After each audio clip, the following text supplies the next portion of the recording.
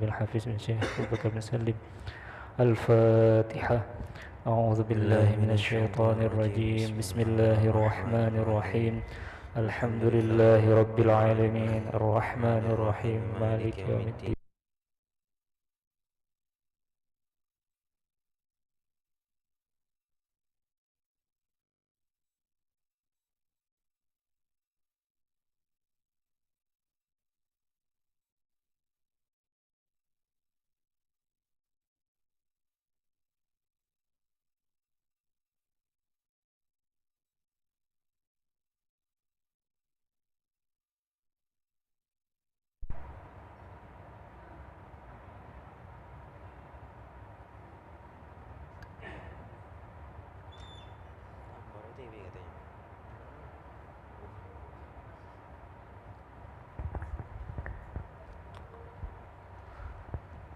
فيا أيها الراجون منه شفاعة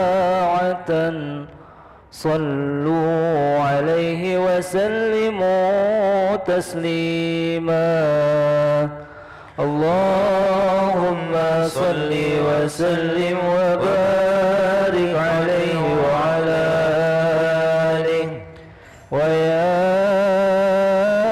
أيها المشتاقون إلى رؤيا جماله صلوا عليه وسلموا تسليما.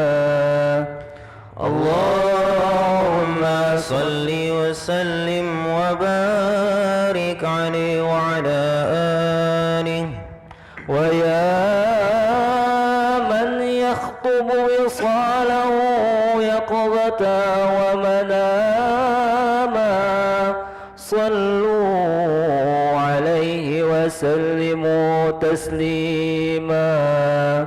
اللهم صل وسلم وبارك عليه وعلى آله. يا ربي صل على محمد، يا ربي صل عليه وسلم. يا ربي صل على محمد، يا ربي صل عليه وسلم. يا ربي صل على محمد حبيبك الشافع المشفع. يا ربي صل على محمد، يا ربي صل عليه وسلم. يا ربي صل على محمد على الورى رتبة وأرفع. يا ربي صل على محمد، يا ربي صل عليه وسلم. يا ربي صل على محمد أسمى البرايا جاها وأوساع. يا ربي صل على محمد، يا ربي صل عليه وسلم. يا ربي صل على محمد واسلك بنا ربي خير مهياع. يا ربي صل على محمد، يا ربي صل عليه وسلم. يا ربي صل على محمد وعافنا واشفي كل موجع. يا ربي صل على محمد، يا ربي صل عليه وسلم. يا ربي صل على محمد وأصلح القلب وعفو ونفع. يا ربي صل على محمد، يا ربي صل عليه وسلم. يا ربي صل على محمد واكفر معاد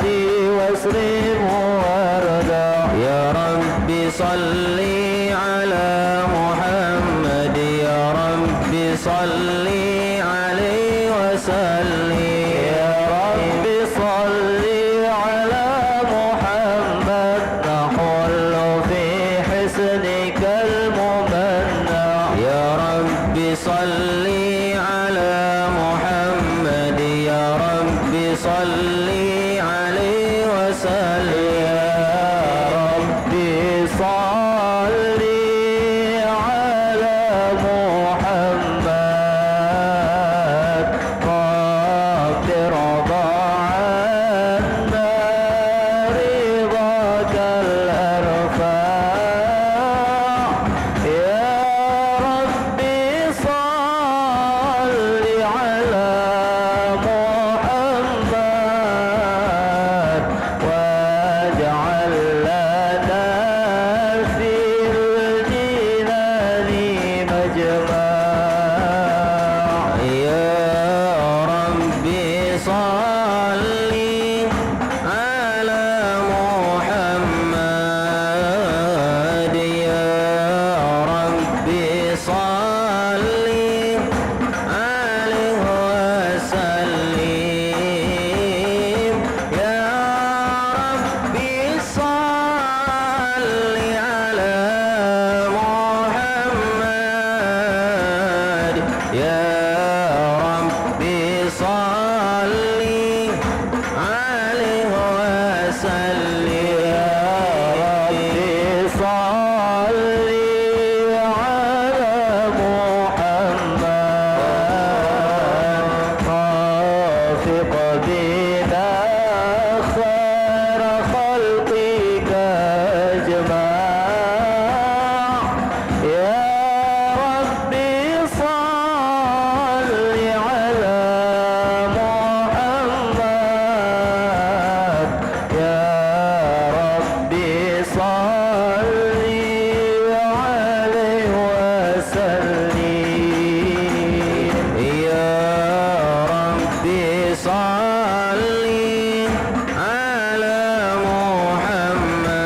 محمد يا رب صل عليه وسلم يا رب صل على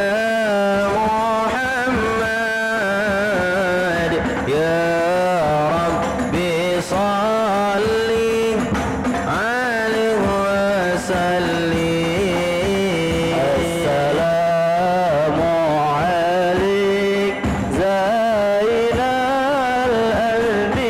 الأنبياء السلام عليك أتقى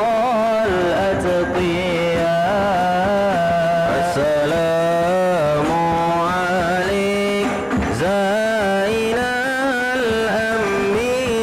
الأنبياء السلام عليك أتقى الأتقياء السلام عليك أسف الأصفياء السلام عليك أزكى الأزكياء السلام عليك أحمد حبيبي السلام عليك طه يا طبيبي السلام على المشفع بالقيامة السلام عليك السلام عليك السلام عليك زين الأنبياء السلام عليك أتقى الأتقياء السلام عليك زين الأنبياء السلام عليك السلام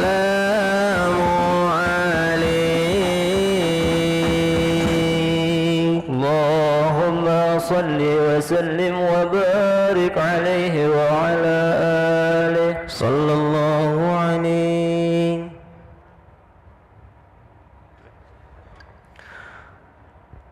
أعوذ بالله من الشيطان الرجيم. بسم الله الرحمن الرحيم.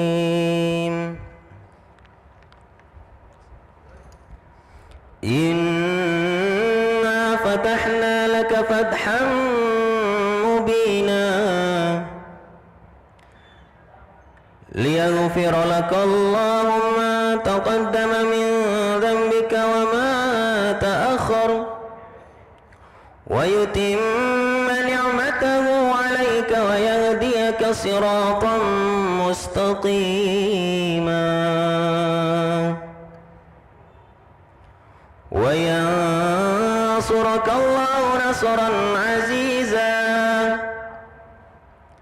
لقد جاءكم رسول من أنفسكم عزيز عليه ما عنتم حريص عليكم بالمؤمنين رؤوف رحيم. فإن تولوا فقل حسبي الله لا إله إلا هو عليه توكلت وهو رب العرش العظيم. يا عظيم إن الله وملائكته يصلون على النبي اللهم صل وسلم وبارك عليه يا أيها الذين آمنوا صلوا عليه وسلموا تسليما. اللهم صل وسلم وبارك عليه وعلى آله. اللهم صل وسلم وبارك عليه وعلى آله صلى الله عليه. الحمد لله الذي هدانا بعبده المختار من دعانا صلى الله عليه. إليه بالإذن وقد نادانا لبيك يا من دعانا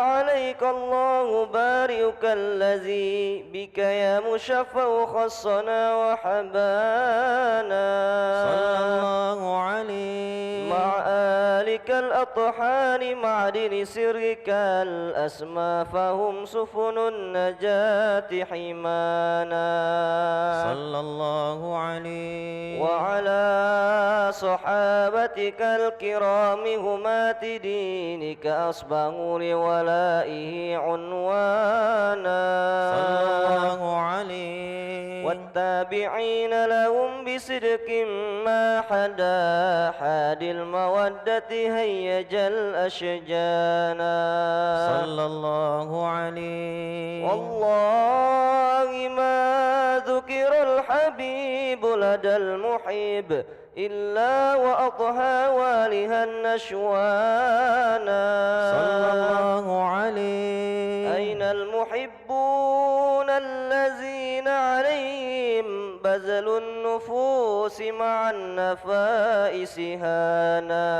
صلى الله عليه. لا يسمعون بذكر طه المصطفى إلا بيرتعشوا وأزهب رانا صلى الله عليه. فاحتاجت الأرواح تشتاق اللقاء وتحن تسأل ربها الرضوانا صلى الله عليه. حال المحبين كذا فاسمع إلى سير المشفع وارئ في الآذانا صلى الله عليه. وانست إلى أوصاف طه المجتبى واهد لقلبك يمتلئ وجدانا يا ربنا صل وسلم دائما على حبيبك من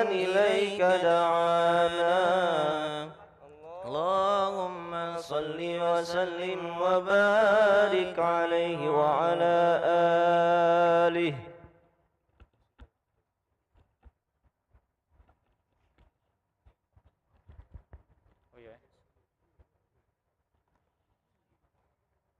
Cek.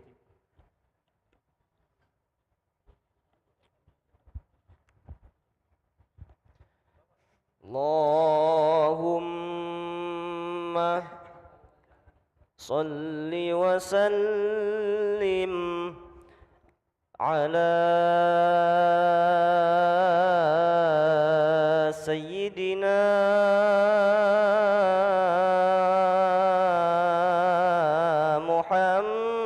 Muhammadin wa ala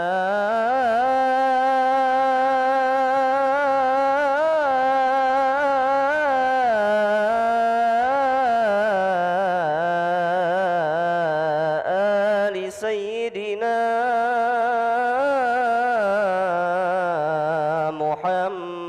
Muhammad sallallahu alaihi.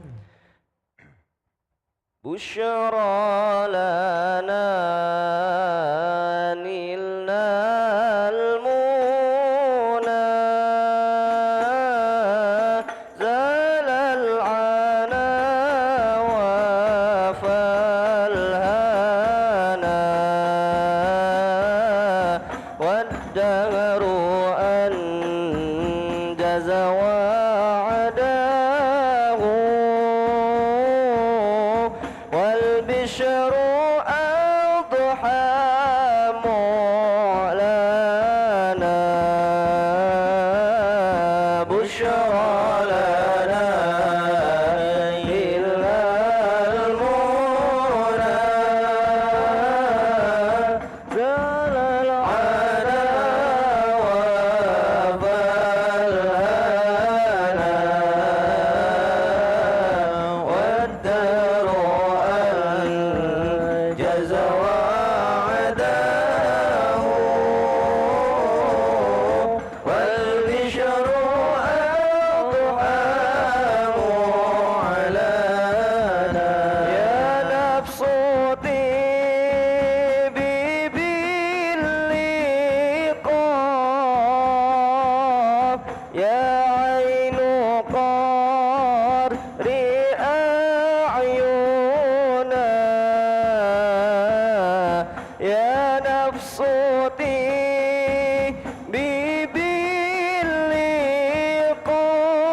باللقاء يا عين قارئ أعينا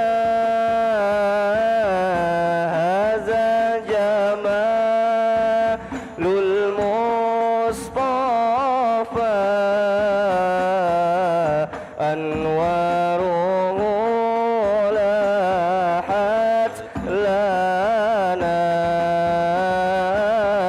بشرى لنا نلنا المنى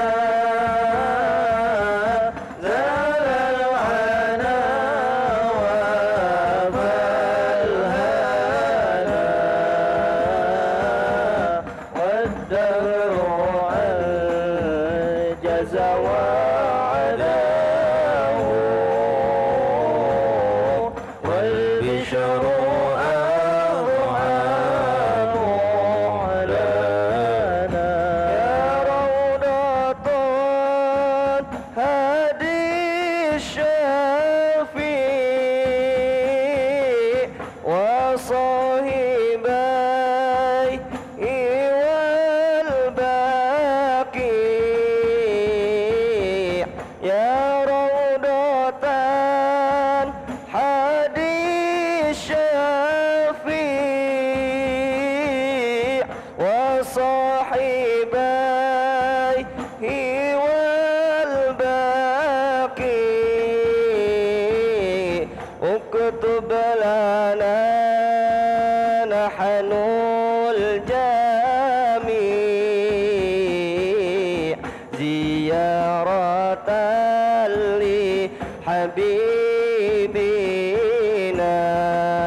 لحبيبنا بشرى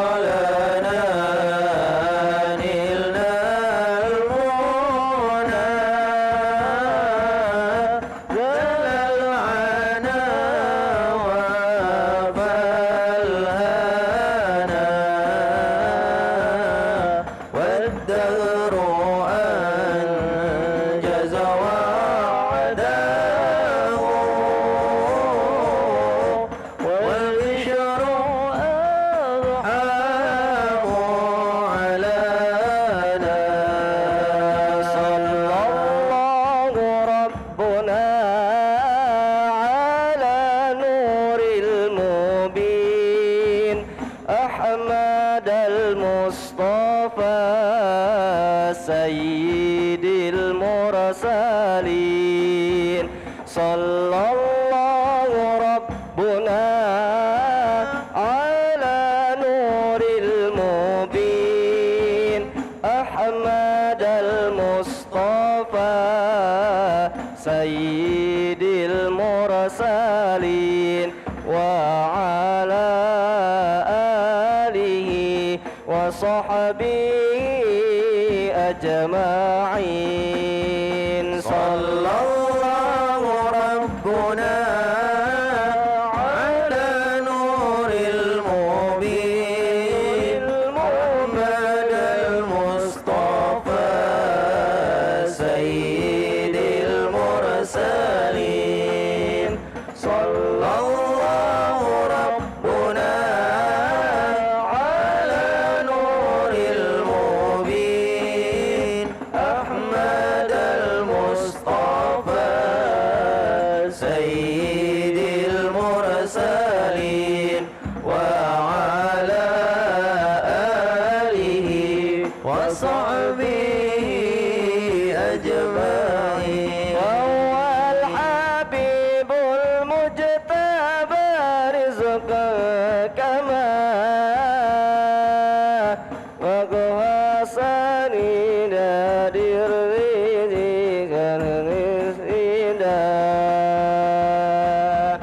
فهو الحبيب المجتبى رزقا كما قد صح هذا بالدليل وأسندا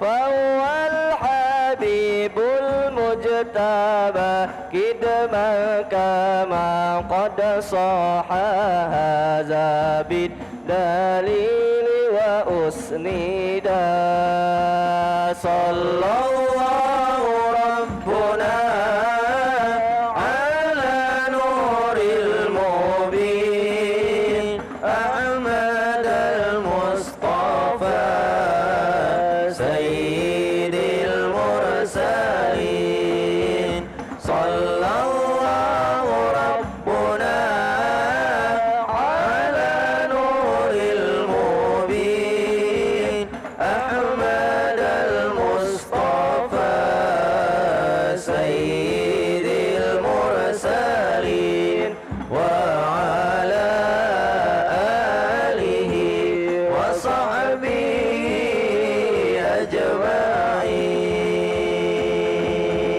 أجمعين اللهم صل وسلم وبارك عليه وعلى آله صلى الله عليه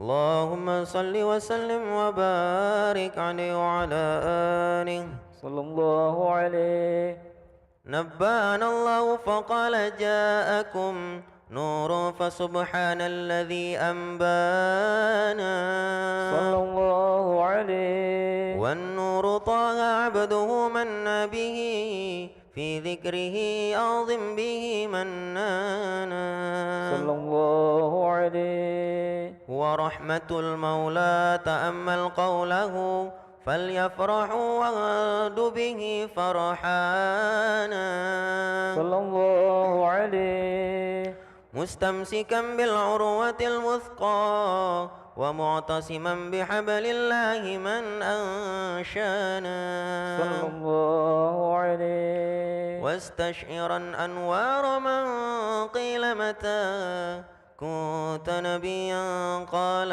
آدم كان صلى الله عليه بين التراب وبين ماء فاستفيق من غفلة أذى وكن يقظانا صلى الله عليه وعبر إلى أسرار ربي لم يزل ينقلني بين الخيار مصانا صلى الله عليه لم تفترق من شعبتين إلا أنا في خيرها حتى بروزي صلى أنا الله عليه فأنا خيار من خيار قد خرجت من نكاح لإلهي صانا صلى الله عليه طهره الله عما اختاره وما برا كمثله إنسانا صلى الله عليه وبحبه وبذكره والنصر والتوقير رب العرش قد أوصانا يا ربنا صل وسلم دائما على حبيبك من إليك دعانا اللهم صل وسلم وبارك عليه وعلى آله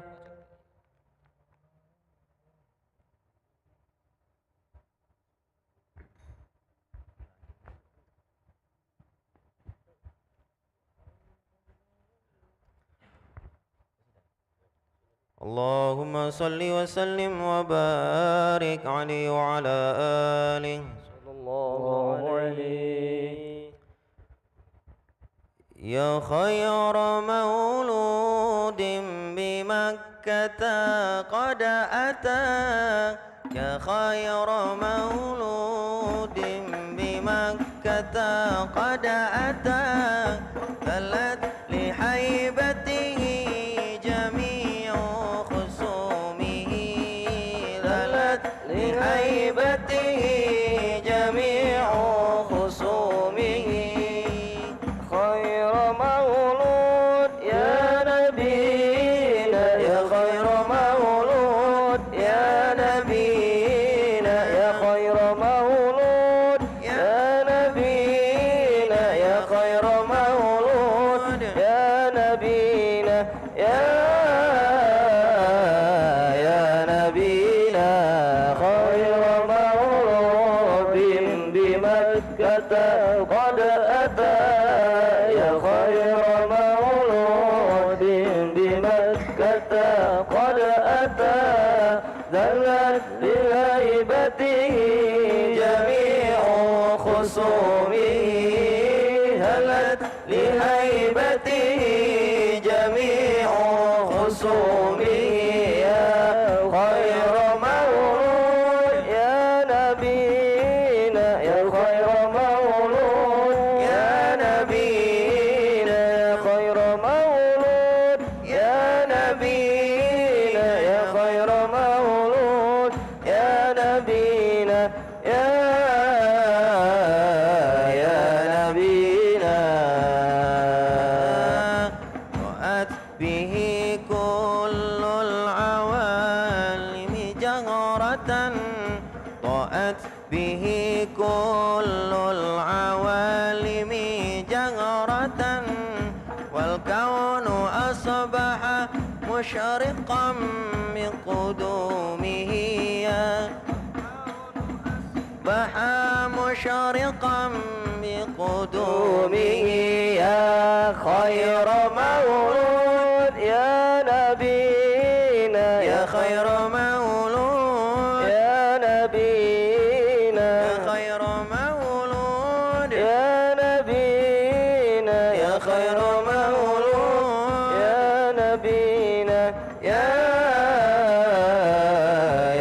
نبينا يا خير مولود بمكة قد أتى يا خير مولود بمكة قد أتى ذلت لهيبته جميع عصومه زلت لهيبته جميع عصومه يا خير مولود يا نبينا يا خير مولود يا نبينا يا خير مولود يا نبينا يا خير مولود يا نبينا يا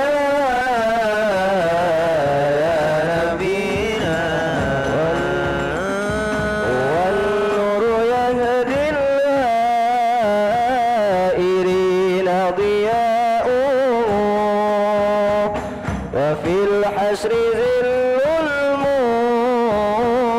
المرسلين لواؤه تلقى من الغيب المزرد حكمة بها أمطرت في الخافقين سماؤه بها أمطرت في الخافقين سماؤه والنور يهدي الهائرين رياؤه وفي العشر ذي المرسلين لواؤه تلقى من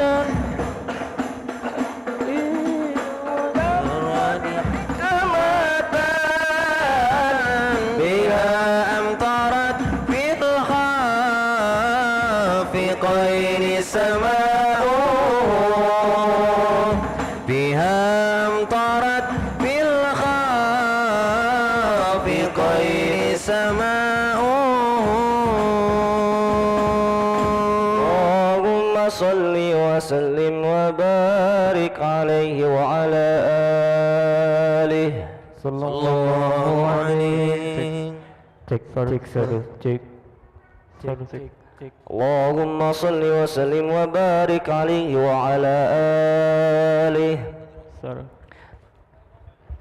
هذا وقد نشر الإله نعوته في الكتب بينا لنا تبيانا صلى الله عليه أخذ ميثاق النبيين لما آتيتكم من حكمة إحسانا صلى الله عليه وجاءكم رسولنا لتؤمنون وتنصرون وتصبحون أعوانا صلى الله عليه قد بشروا أقوامهم بالمصطفى أعزم بذلك رتبة ومكانا الله عليه فهو وإن جاء الأخير مقدمون يمشون تحت لواء من نادانا صلى الله عليه يا أمة الإسلام أول الشافعين ومشفع أنا قد لا أتوانا الله عليه حتى أنادى ارفع وسل تعطى وكل يسمع لقولك نجم فخرك بانا ولواء حمد الله جل بيدي ولا أولا آتي أنا الجنانا أكرم الخلق على الله أنا فلقد حباك الله منه حنانا ولسوف يعطيك فترضى جل من معط تقاصر عن أطاه نهانا بالله كر ذكر واسم محمد كيما تزيع عن القلوب رانا يا ربنا صل وسلم دائما على حبيبك من إليك دعانا اللهم صل وسلم وبارك عليه وعلى آله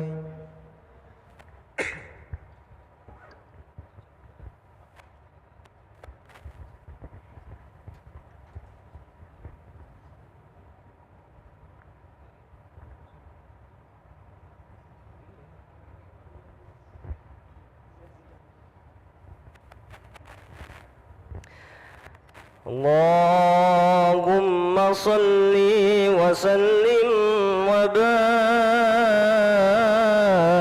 عليه وعلى آله صلى الله عليه كل القلوب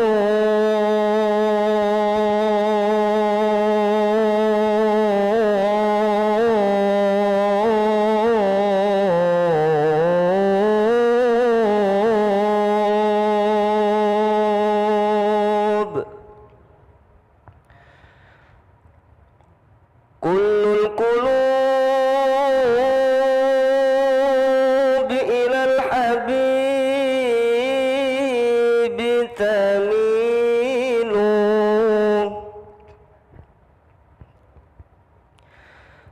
كل القلوب إلى الحبيب تميل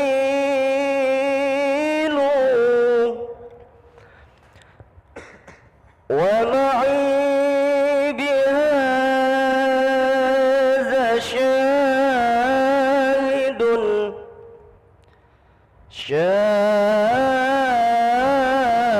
شاهد ودليل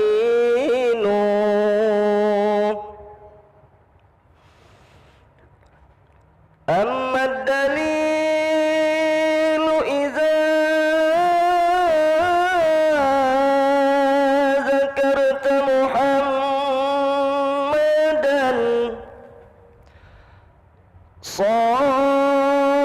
صارت دموع العاشقين تسيل هذا رسول الله هذا رسول الله هذا المصطفى هذا لرب العالمين تسيل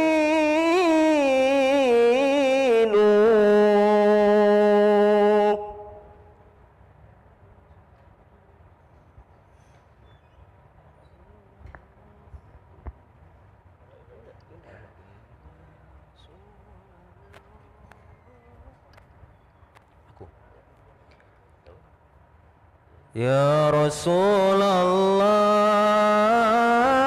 ya Nabi,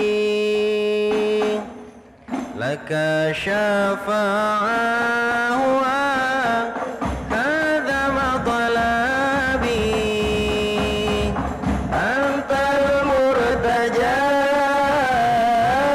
yawma ziham, ishfa' lana ya habiballah, laka syafa'ah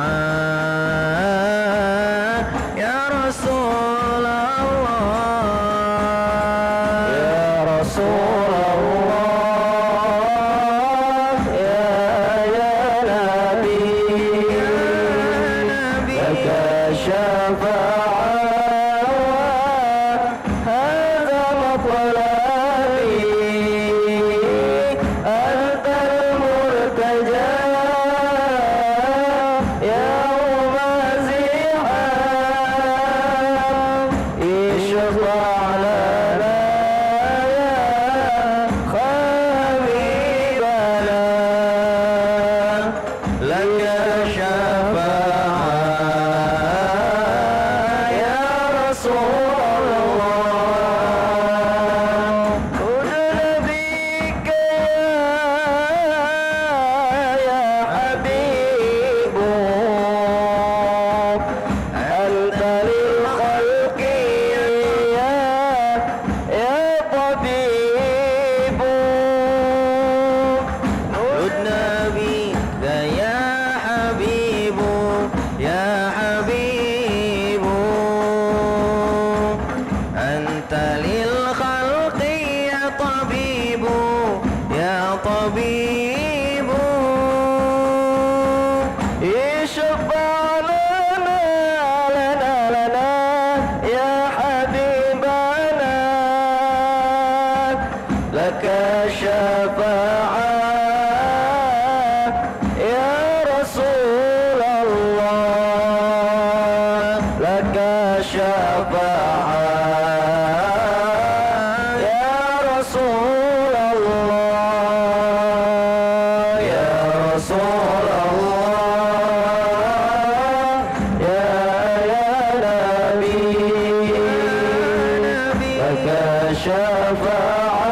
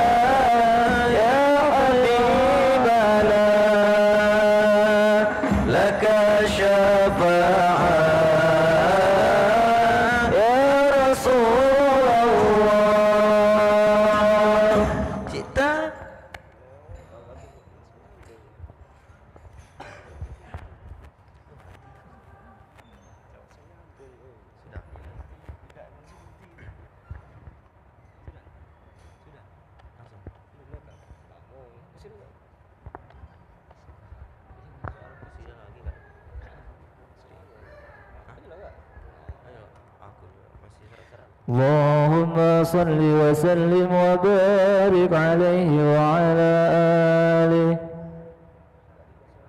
يا عاشق المصطفى أبصر بنيل المنى. يا عاشق المصطفى أبصر بنيل المنى. قد راق كأس الصفا الصفا الصفا وطاب وفد الهنا. قد راق كأس الصفا وطاب وفد الهنا. عاشق المصطفى أبشر بنيل المنى. يا عاشق المصطفى أبشر بنيل المنى. قد راق كأس الصفا الصفا الصفا وطاب وفد الهنا. قد راق كأس الصفا وطاب وفد الهنا. نور الجبل بدا بوجه شمس الهدى. نور الجبل بدا بوجه شمس الهدى. بوجه شمس الهدى. نور الجمال بدا بوجه شمس الهدى. ما فضله عمنا. ما فضله عمنا عمنا. ما فضله عمنا عمنا عمنا. وطاب وفد الهنا. قد راق كأس الصفا وطاب وفد الهنا. يا عاشق المصطفى أبشر بنيل المنى. يا عاشق المصطفى أبشر بنيل المنى. قد راق كأس الصفا الصفا الصفا وطاب وفد الهنا. قد راق كأس الصفا وطاب وفد الهنا. طال الذي باللقاء قد فاز لما ارتقى. طال الذي باللقاء قد فاز لما ارتقى. قد فاز لما ارتقى. الذي باللقاء قد فاز لما ارتقى. دون الورى ربنا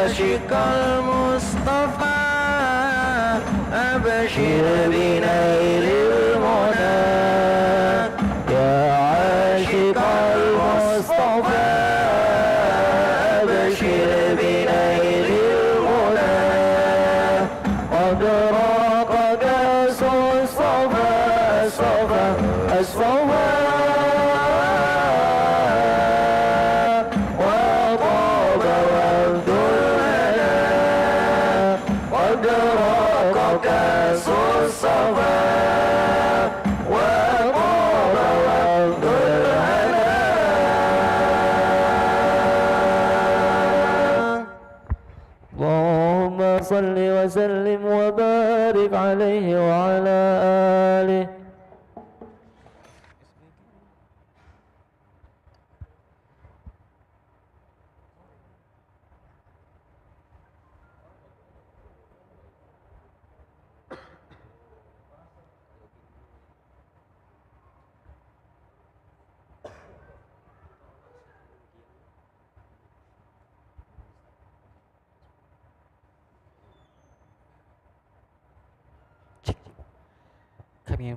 Kami informasikan bahwasanya pemilik kendaraan berplat BG 1151 OC dengan plat BG 1151 OC dengan mobil putih harap dipindahkan. Kami ulangi sekali lagi, dengan pemilik kendaraan bermobil dengan plat BG 1151 OC mohon untuk segera dipindahkan.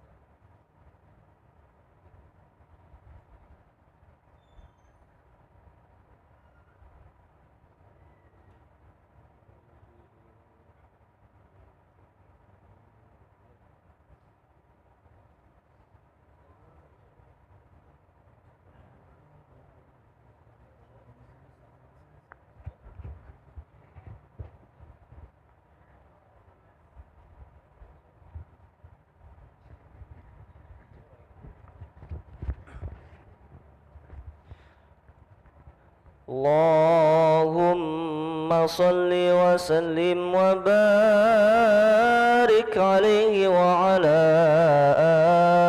آله صلى الله عليه.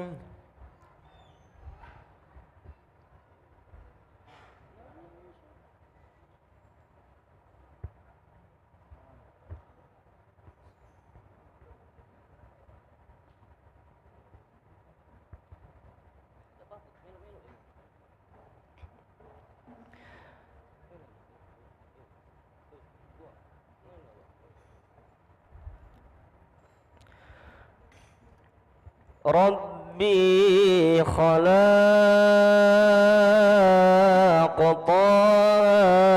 من نور فيه ترام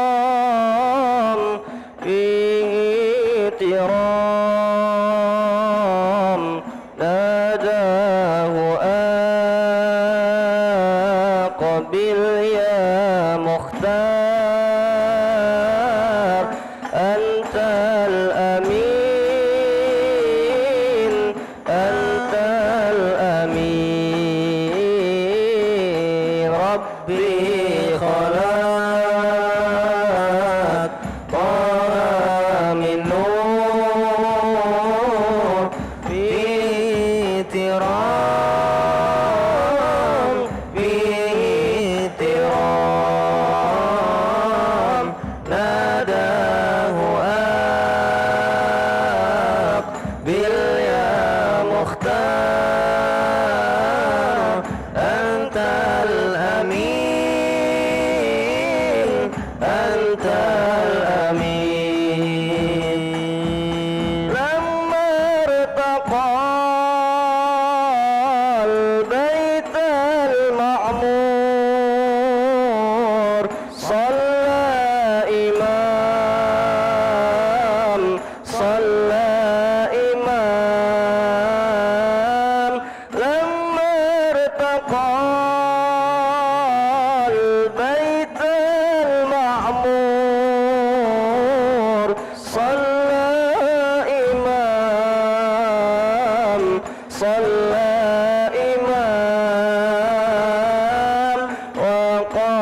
دنا بربه الباقي الجليل الباقي الجليل ربي خلق طه من نور في ترام في ترام ناداه أقبل يا مختار أنت الأمين أنت الأمين إن رمت آل فاقضى بالحور يوم الزحام يوم الزحام إن رمت آل فاقضى بالحور يوم الزحام يوم الزحام صلي على باهي الأنوار عين اليقين عين اليقين ربي خلق طه من نور في ترام في ترام ناداه أقبل يا مختار أنت الأمين أنت الأمين أي الهادي بأجمل ذكرى صلوا معنا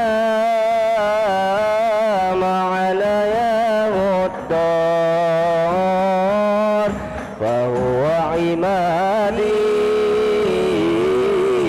يوم المعادي نبينا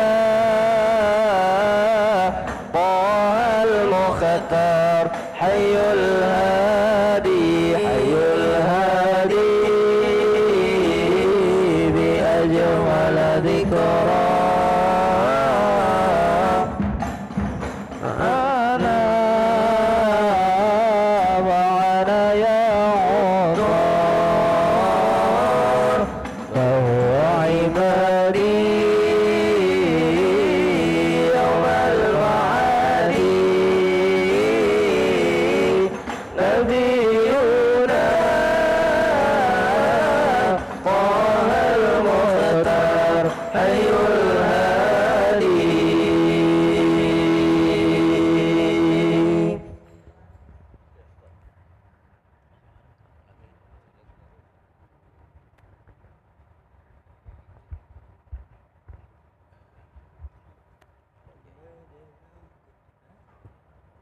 اللهم صل وسلم وبارك عليه وعلى آله صلى الله عليه لما دنا وقت البروز لأحمد الإذن من ما شاءه قد كان صلى الله عليه حملت به الأم الأمينة بنت وهب من لها على الإله مكانا صلى الله عليه من والد المختار عبد الله بن عبد المطلب رأى البرهانا صلى الله عليه قد كان يغمر نور طه وجهه وسرى إلى الابن المصون عيانا صلى الله عليه وهو بن هاشم هاشم الكريم شهم بن عبد مناف بن قصي كان صلى الله عليه والده يدعى حكيما شأنه قد اعتلى عزيز بذلك شانا صلى الله عليه واحفظ أصول المصطفى حتى ترى في سلسلات أصوله عدنانا صلى الله عليه فهناك كف واعلم بربه لاسماعيل كان للأبي معوانا صلى الله عليه وحينما حملت به آمنة لم تشك شيئا يأخذ النسوانا صلى الله عليه وبها أحاط لطف من رب السماء أقصى الأذى والهم والأحزان صلى الله عليه ورأت كما قد جاء ما علمت به أن المهيمن شرف الأكوان صلى الله عليه بالطهر من في بطنها فاستبشرت ودنا المخاض فأطرئت رضوانا سبحان الله والحمد لله ولا إله إلا الله والله أكبر سبحان الله والحمد لله ولا إله إلا الله والله أكبر سبحان الله والحمد لله ولا إله إلا الله والله أكبر سبحان الله والحمد لله ولا إله إلا الله والله أكبر ولا حول ولا قوة إلا بالله العلي العظيم في كل لحظة أبدا عدد خلقه ورضا نفسه وزنة عرشه ومداد كلماته وتجلت الأنوار من كل الجهات فوقت ميلاد المشفع حانا صلى الله عليه وقبيل فجر أبرز شمس الهدى ظهر الحبيب كرما ومصانا صلى الله على محمد صلى الله عليه وسلم صلى الله على محمد يا ربي صلي وسلم يا نبي سلام عليك يا رسول سلام عليك يا حبيب سلام عليك يا رسول الله صلوات الله عليك يا نبي سلام عليك يا رسول سلام عليك يا حبيب سلام عليك يا رسول الله صلوات الله عليك أبرز الله المشفع صاحب القدر المرفع فملا النور النواحي برسول الله عما كل الكون أجمع يا نبي سلام عليك يا رسول سلام عليك يا حبيب سلام عليك يا رسول الله صلوات الله عليك كيسات أصنام شركين وبنا شركين تصدع ودنا وقت الهداية برسول الله وحيما الكفر تزعزع يا نبي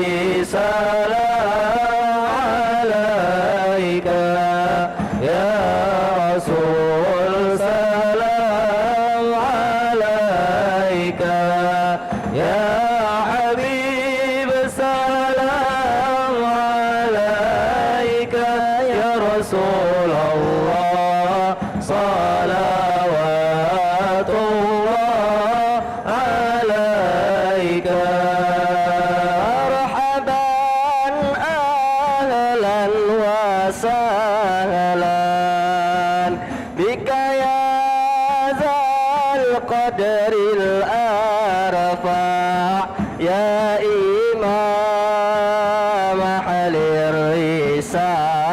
الرسالة من به الآفات تدفع يا نبي سلام عليك يا رسول سلام عليك الله يا حبيب سلام عليك صلوات الله عليك أنت في الحشر ملاذ لك كل الخلق تفزع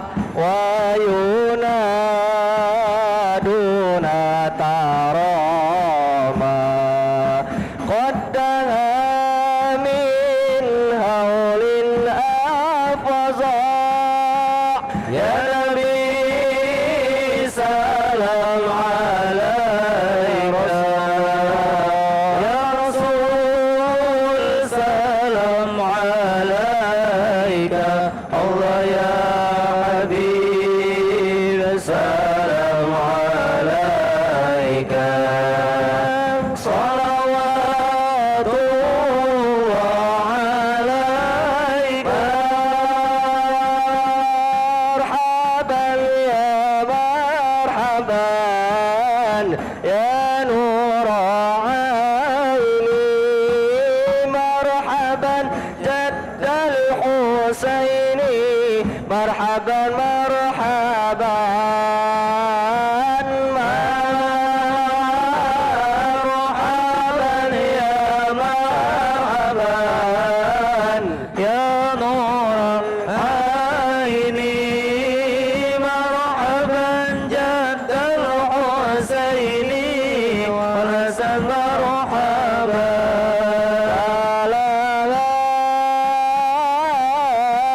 أنت فتى سجود مرحبا مرحبا وتنادى شفاعة شفاع مرحبا مرحبا مرحبا يا مرحبا يا نور عيني مرحبا جد الحسين والحسن مرحبا وعليك الله صلى ما بدا النور وشاع شاع وبك الرحمن نسأل وإله العرش يسمع طلع البدر علينا من ثنيات الوداع وجب الشكر علينا فدعا لله داع ربي فاغفر لي ذنوبي يا الله ببركة الهادي المشفع يا الله ربي فاغفر لي ذنوبي يا الله ببركة الهادي المشفع يا الله يا عزيم المن يا رب يا الله شملنا بالمصطفى جمع يا الله ربي فاغفر لي ذنوبي يا الله ببركة الهادي المشفع يا يا الله وبه فانظر إلينا يا الله واعطينا به كل مطمع يا الله ربي فاغفر لي ذنوبي يا الله ببركة الهادي المشفع يا الله وكفينا كل البلايا يا الله وادفع الآفات ورفع يا الله ربي فاغفر لي ذنوبي يا الله ببركة الهادي المشفع يا الله اسقنا يا رب أغيثنا بحياة طالعة واختم العمر بحسنا وحسين العقبى ومرجع صلى الله على محمد مرحبا صلى الله عليه وسلم مرحبا صلى الله على محمد مرحبا صلى الله عليه وسلم مرحبا وصلاة الله تغشى من له الحسن تجمع أحمدت عمر وآله والصحابة لما سنشاع صلى الله على محمد مرحبا صلى الله عليه وسلم مرحبا صلى الله على محمد مرحبا يا ربي صل عليه وسلم مرحبا اللهم صل وسلم وبارك عليه وعلى آله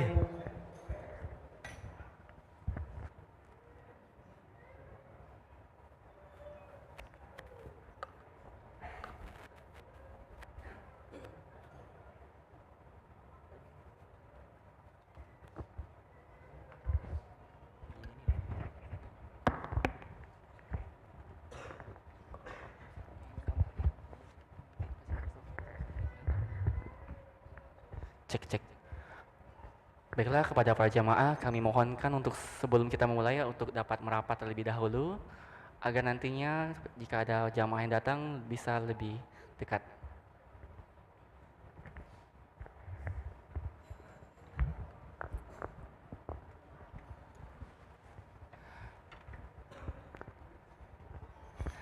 Bismillahirrahmanirrahim. Assalamualaikum warahmatullahi wabarakatuh.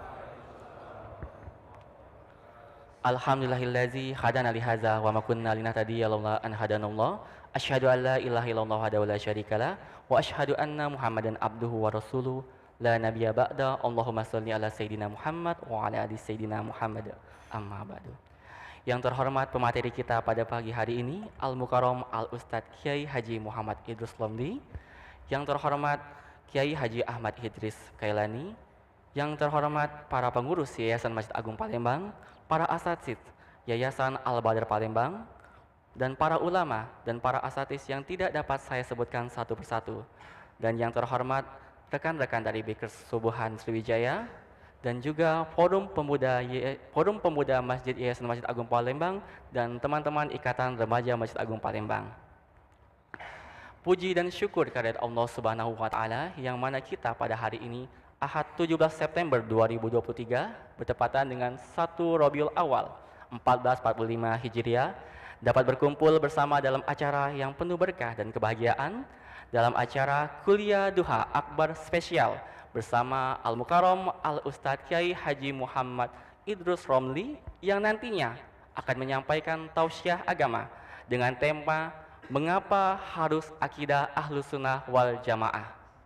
Salawat serta salam tak lupa kita curahkan kepada Nabi kita, Nabi Muhammad SAW, beserta para keluarga, sahabat, dan para pengikutnya.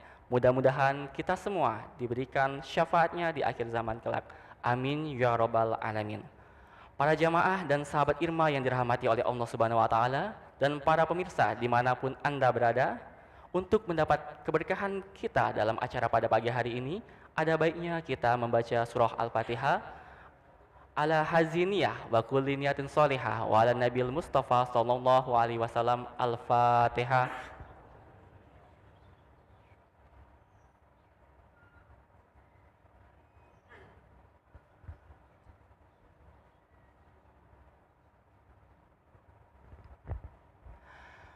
Sebelumnya saya akan menginformasikan profil dari pemateri kita pada hari ini.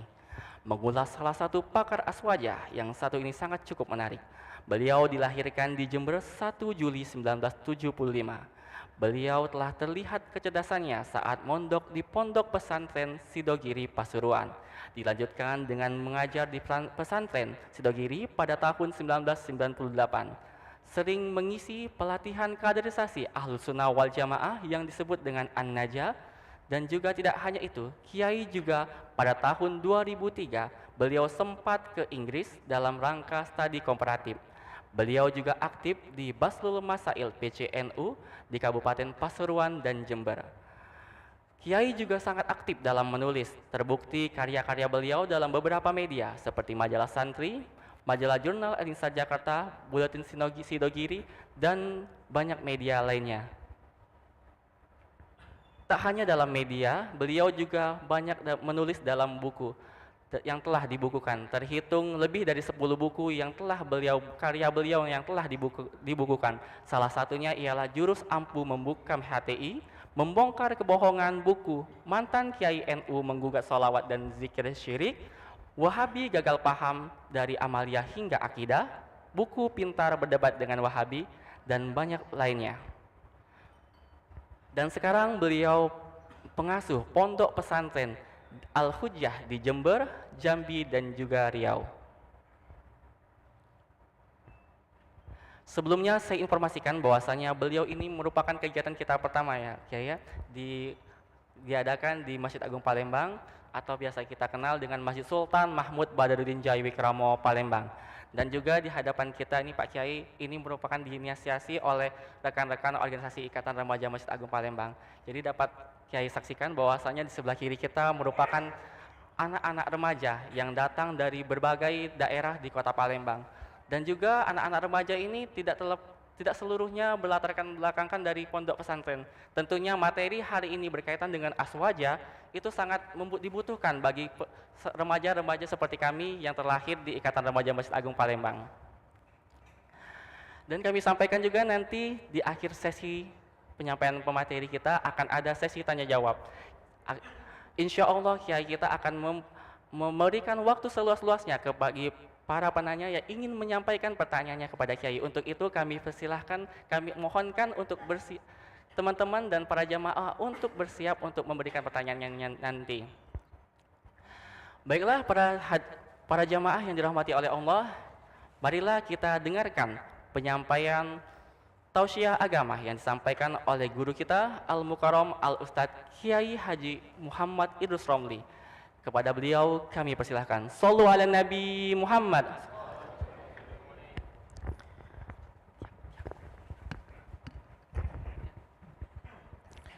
Assalamualaikum warahmatullahi wabarakatuh. Bismillahirrahmanirrahim. Alhamdulillahi rabbil alamin.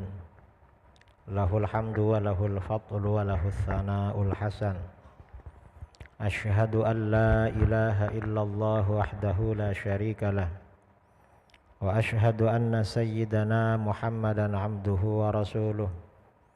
Allahumma shalli ala sayyidina Muhammadin al-Fatih lima ughliq wal khatim lima sabaq nasiril haqqi bil haqq wal hadi ila siratikal mustaqim wa ala alihi wa sahbihi haqqa qadrihi miqdarihil azim. Amma ba'du.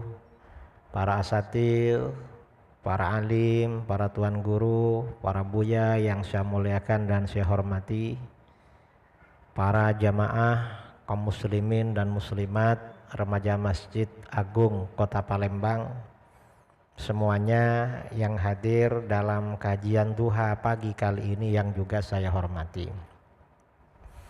Berbicara tentang Ahlus Sunnah wal Jamaah, terutama pada masa sekarang ini sangat penting.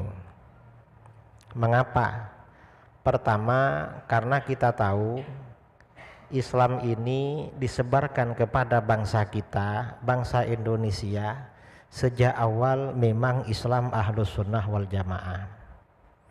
Di dalam fikih menganut mazhab Imam Asy-Syafi'i, di dalam akidah mengikuti mazhab Imam Asy'ari, dalam tasawuf mengikuti mazhab Imam Junaid al-Baghdadi. Ini ciri khas aswaja Ahlus Sunnah wal Jamaah di Indonesia. Ini yang pertama. Yang kedua, sejak waktu mungkin 100 tahun lebih, ajaran Ahlus Sunnah wal Jamaah ini dirongrong oleh datangnya aliran-aliran baru. Apa saja? Pertama yang datang ke negeri kita ini ajaran Syiah. Syiah ini masuk ke negeri kita sudah lama, sudah lebih 150 tahun yang lalu,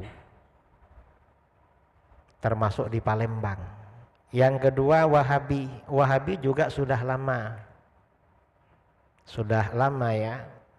Wahabi masuk ke negeri kita lebih 150 tahun yang lalu, sama-sama lama. Kemudian ada juga aliran-aliran lokal yang berkembang, seperti aliran kebatinan, kelompok-kelompok yang menyimpang. Terus ada aliran modern masuk juga ke negeri kita, seperti Hizbut Tahrir, liberalisme, pluralisme, dan lain-lain. Nah, sebagian aliran ini seperti Salafi Wahabi juga mengaku sebagai Ahlus Sunnah wal Jamaah, bahkan menganggap kita ini bukan aswaja. Dari sini kita perlu tahu apa sebenarnya Ahlus Sunnah wal Jamaah. Siapa Ahlus Sunnah wal Jamaah? Nah, berbicara tentang Ahlus Sunnah wal Jamaah, yang paling simpel dan paling sederhana itu adalah dengan menguraikan hadis-hadis yang menubuatkan, mengabarkan tentang terjadinya perpecahan umat. Karena di dalam hadis-hadis itu ada isyarat-isyarat tentang siapa kelompok pengikut kebenaran atau Ahlus Sunnah wal Jamaah. Misalnya hadis riwayat Imam Abu Dawud dan At-Tirmidzi dari Sayyidina Al-Irbad bin Sariyah radhiyallahu an. Rasulullah sallallahu alaihi wasallam bersabda, "Innahu may ya'ish ba'di fasayara ikhtilafan katsira." Sesungguhnya siapa yang hidup sepeninggalku maka akan melihat perbedaan yang banyak. Jadi kata Rasulullah, nanti setelah aku meninggal banyak perbedaan. Padahal ke sekarang meninggalnya Rasulullah bukan puluhan tahun, bukan ratusan, tapi sudah 1445 tahun. Jadi lama, pasti banyak perbedaan itu. Kalau ada pendapat yang berbeda-beda, apakah kita bebas mengikuti mana saja? Enggak bebas. Tapi bagaimana kata Rasulullah, fa'alaikum bisunnati wa sunnatil khulafair rasyidin. maka kamu harus berpegangan dengan sunnahku, dengan ajaranku dan sunnah khulafaur rasyidin. Dari sini berarti di antara ciri-ciri aliran yang benar atau ahlus sunnah wal jamaah, pertama berpedoman pada sunnah Rasul Shallallahu Alaihi Wasallam, kedua berpegangan dengan sunnah khulafaur rasyidin. Ini hadis pertama. Lalu hadis kedua, riwayat Imam At-Tirmidzi. Rasulullah SAW bersabda, "Sataftariqu ummati ala 73 millah, kulluha finnar illa millatan wahidah." Umatku akan pecah menjadi 73 golongan. Bayangkan saudara, 73. Ini di Palembang baru 3 dah ribut ini. Wahabi, Syiah di Palembang, dah ribut bukan main. Gimana kalau sampai 10 di sini? Padahal kata Rasulullah 73 golongan. Umatku pecah menjadi 73 golongan. Kulluha finnar, semuanya masuk neraka kecuali satu. Berarti yang harus kita ikuti cuma yang satu. Yang 72 gak boleh diikuti karena ke neraka. Umat Islam diperintahkan menyelamatkan dirinya dan keluarganya dari neraka. Anfusakum wa ahlikum naro, lindungi diri kamu dan keluarga kamu dari api neraka. Berarti kita gak boleh ikut yang 72, dan berarti kita harus tahu mana yang 72 itu dan mana satu golongan yang selamat. Para sahabat bertanya, man hiya ya Rasulullah, siapa satu golongan yang selamat itu wahai Rasulullah? Rasulullah SAW menjawab, ma'ana alaihi wa ashabi, golongan yang mengikuti ajaranku dan ajaran para sahabatku. Nah, dari sini berarti ada rambu-rambu, ada pesan. Di antara ciri-ciri golongan yang selamat adalah mengikuti ajaran Nabi dan mengikuti ajaran para sahabat. Ini hadis yang kedua. Lalu hadis yang ketiga, riwayat Imam Ibnu Majah dari Anas bin Malik radhiyallahu an. Rasulullah SAW bersabda, "Inna ummati lan tajtami'a ala dhalalah." Sesungguhnya umatku tidak akan berhimpun di atas kesesatan. Artinya apa? Kalau umat Islam ini bersepakat, berijma, itu dipastikan benar. Hadis ini menjadi salah satu dalil ijma. Jadi kalau para ulama ini berijma pasti benar, gak boleh keluar dari ijma ini. Berarti di antara ciri-ciri tanda-tanda aliran yang benar istiqomah mengikuti ijma ulama. Itu kalau terjadi ijma. Kalau berbeda-beda kita ikut yang mana kalau tidak ada ijma? Dalam hadis ini disampaikan, fa idza ra'aitum ikhtilafan fa 'alaikum bisawadil a'zam. Apabila kalian melihat terjadinya perbedaan pendapat, maka berpeganglah kamu dengan golongan mayoritas. Nah, di sini kita diperintahkan kalau terjadi pendapat yang beda-beda, terutama orang awam. Karena orang awam mau cari dalil, kitabnya gak punya. Kemudian kalau dikasih kitab gak bisa baca lagi. Kalau bisa baca karena ada di pesantren sebentar gak paham juga, susah. Maka bagaimana untuk orang awam di sini dikasih tanda-tanda ikuti golongan mayoritas. Nah, dari ketiga hadis ini berarti ciri-ciri ahlus sunnah wal jamaah ada berapa? Pertama, mengikuti sunnah Rasul. Kedua, mengikuti sunnah khulafaur rasyidin. Ketiga, mengikuti ajaran para sahabat di luar khulafaur rasyidin. Keempat, mengikuti ijma ulama. Kelima, merupakan golongan mayoritas. Nah, ini saudara ciri-ciri ahlus sunnah wal jamaah. Yang empat hanya diketahui orang alim. Mengikuti sunnah Rasul yang tahu orang alim, mengikuti sunnah khulafaur rasyidin yang tahu orang alim juga. Kemudian kriteria mengikuti para sahabat, orang alim juga yang tahu. Mengikuti ijma ulama, ini orang alim juga. Nah, untuk yang awam-awam macam kita ada juga ternyata. Apa? Merupakan golongan mayoritas. Pokoknya paling banyak itu wis bener. Ini untuk orang awam.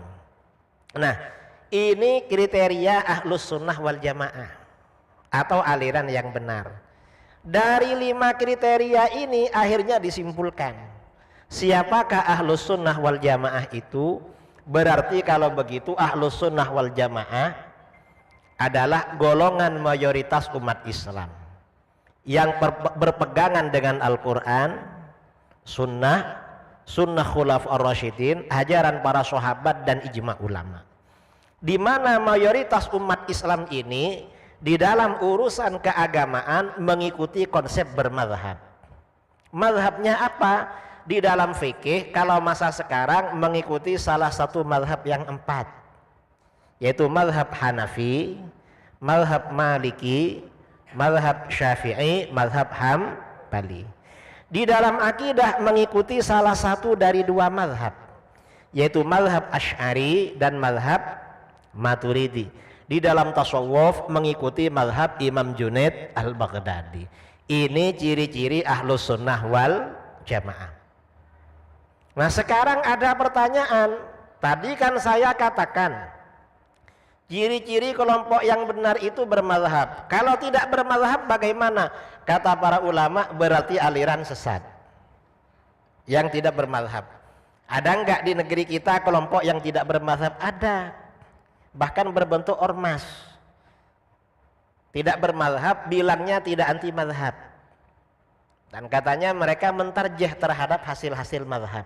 Entah apanya yang ditarjih, padahal tidak punya kemampuan mentarjih. Ini berarti termasuk aliran sesat itu. Mentarjih itu artinya mengunggulkan. Ini ada. Jadi kalau tidak bermazhab berarti aliran sesat. Ini kata Hadratus Syekh Hasyim Asy'ari. Ada ulama kita ya, guru kita Syekh Muhammad Said Ramadan Al-Buti menulis kitab berjudul Al-Madhabiyah Akhtaru Bid'atin Tuhaddidus Syari'atal Islamiyah. Kelompok yang tidak bermazhab itu bid'ah yang paling bahaya yang mengancam syariat Islam. Ini kelompok anti mazhab. Nah, kalau misalnya bermazhab tapi keluar dari mazhab yang disebutkan tadi, ya berarti bukan ahlus sunnah wal jamaah. Tadi kan dikatakan di dalam fikih mazhabnya Hanafi, Syafi'i, Maliki, Hambali. Kalau keluar dari ini pada zaman sekarang, nah mazhab fikih yang masih hidup sampai sekarang ada Syiah Imamiyah di Iran, ada Syiah Zaidiyah di Iran, ada Khawarij Ibadiyah di Oman, ada 3. Dan ini ketiga-tiganya oleh para ulama kita dianggap aliran sesat, nggak boleh diikuti. Kalau tidak bermazhab sesat pula. Ini secara fikih. Nah, bagaimana dengan Wahabi? Wahabi ini apakah bermazhab? Wahabi di Indonesia ada yang mengaku penganut mazhab Hambali, ada yang mengaku tidak bermazhab karena guru-guru mereka tidak bermazhab. Nah, dari sisi fikih apakah Wahabi ini termasuk aliran menyimpang? Menurut kita termasuk aliran menyimpang, aliran sesat.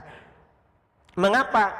Di dalam fikih kesepakatan para ulama mazhab, dalil yang disepakati di dalam fikih itu ada 4, yaitu Al-Quran, hadis, ijma, qiyas. Ini yang disepakati. Yang tidak disepakati ada sekitar 20 dalil. Jadi kalau saudara belajar usul fikih, ya, belajar usul fikih sampai S2 atau S3 di Timur Tengah, jumlah dalil itu bukan cuma 4 saudara, tapi ada 20 lebih, sekitar 24 atau 25. Ada masalih mursalah, ada istihsan, ada amalu ahlil Madinah, kemudian ada ibtalul hiyal, kemudian ada uruf, kemudian ada ilham, ya macam-macam, lebih dari 20. Cuma dari sekian banyak dalil 20 itu yang disepakati ada 4. Al-Quran, hadis, ijma, qiyas. Nah, bagaimana dengan kelompok yang sering mengatakan kembali pada Al-Quran dan hadis? Sudah gak pakai ijma, gak pakai qiyas. Kira-kira kalau saya tanya sama saudara, ada bupati atau wali kota, anggaran proyek pembangunan jalan anggarannya 4 miliar, lalu yang dipakai 2 miliar yang untuk digunakan pembangunan, sisanya yang 2 miliar dipakai sendiri atau disimpan. Ini kira-kira jahat apa gak jahat? Hah? Jahat. Jahat kan? Karena korupsi keuangan. Lalu bagaimana dengan satu kelompok? Kata ulama salaf, dalil yang disepakati ada 4: Al-Quran, hadis, ijma', qiyas. Ternyata kata orang ini dalil cuma 2, Al-Quran dan hadis. Kira-kira ini kelompok jahat apa gak jahat? Hah? Berarti Wahabi jahat. Jahat pada urusan agama. Maksudnya itu, jangan takut bilang Wahabi jahat. Kalau takut bilang Wahabi jahat, ini kurang mantap aswajanya itu. Nah, berarti begitu. Karenanya kalau ada orang Wahabi bilang kembali pada Quran dan hadis, harus kita gugat. Pertama, ijma'nya mana? Kok gak pakai ijma'? Mengapa? Pertama, dalil yang disepakati ada 4, salah satunya ijma'. Yang kedua, pada masa salaf, orang yang pertama menolak ijma' itu aliran sesat, yaitu satu kelompok dari Mu'tazilah, namanya kelompok An-Nazamiyah, yang didirikan oleh tokoh Mu'tazilah yang terkenal fasik, namanya Ibrahim bin Sayyar An-Nazam. Ini yang anti ijma'. Yang anti ijma' ini aliran sesat. Maaf ya, yang menolak ijma' pada masa salaf itu aliran sesat. Siapa? Yaitu golongan Khawarij. Khawarij ini anti ijma'. Kalau kalian anti ijma', apa masuk golongan Khawarij? Ini kan bahaya. Ini kalau mereka anti ijma'. Yang kedua digugat lagi, kiasnya mana? Karena menurut para ulama, dalil yang disepakati ada 4, nomor 4 kias. Ini yang pertama. Yang kedua, kalian gak mau pada kias. Kias itu perintah Al-Quran. Al-Quran mengisyaratkan pada kias. Di dalam Al-Quran, fa'tabiru ya ulil absar. Ambillah pelajaran wahai orang-orang yang punya wawasan.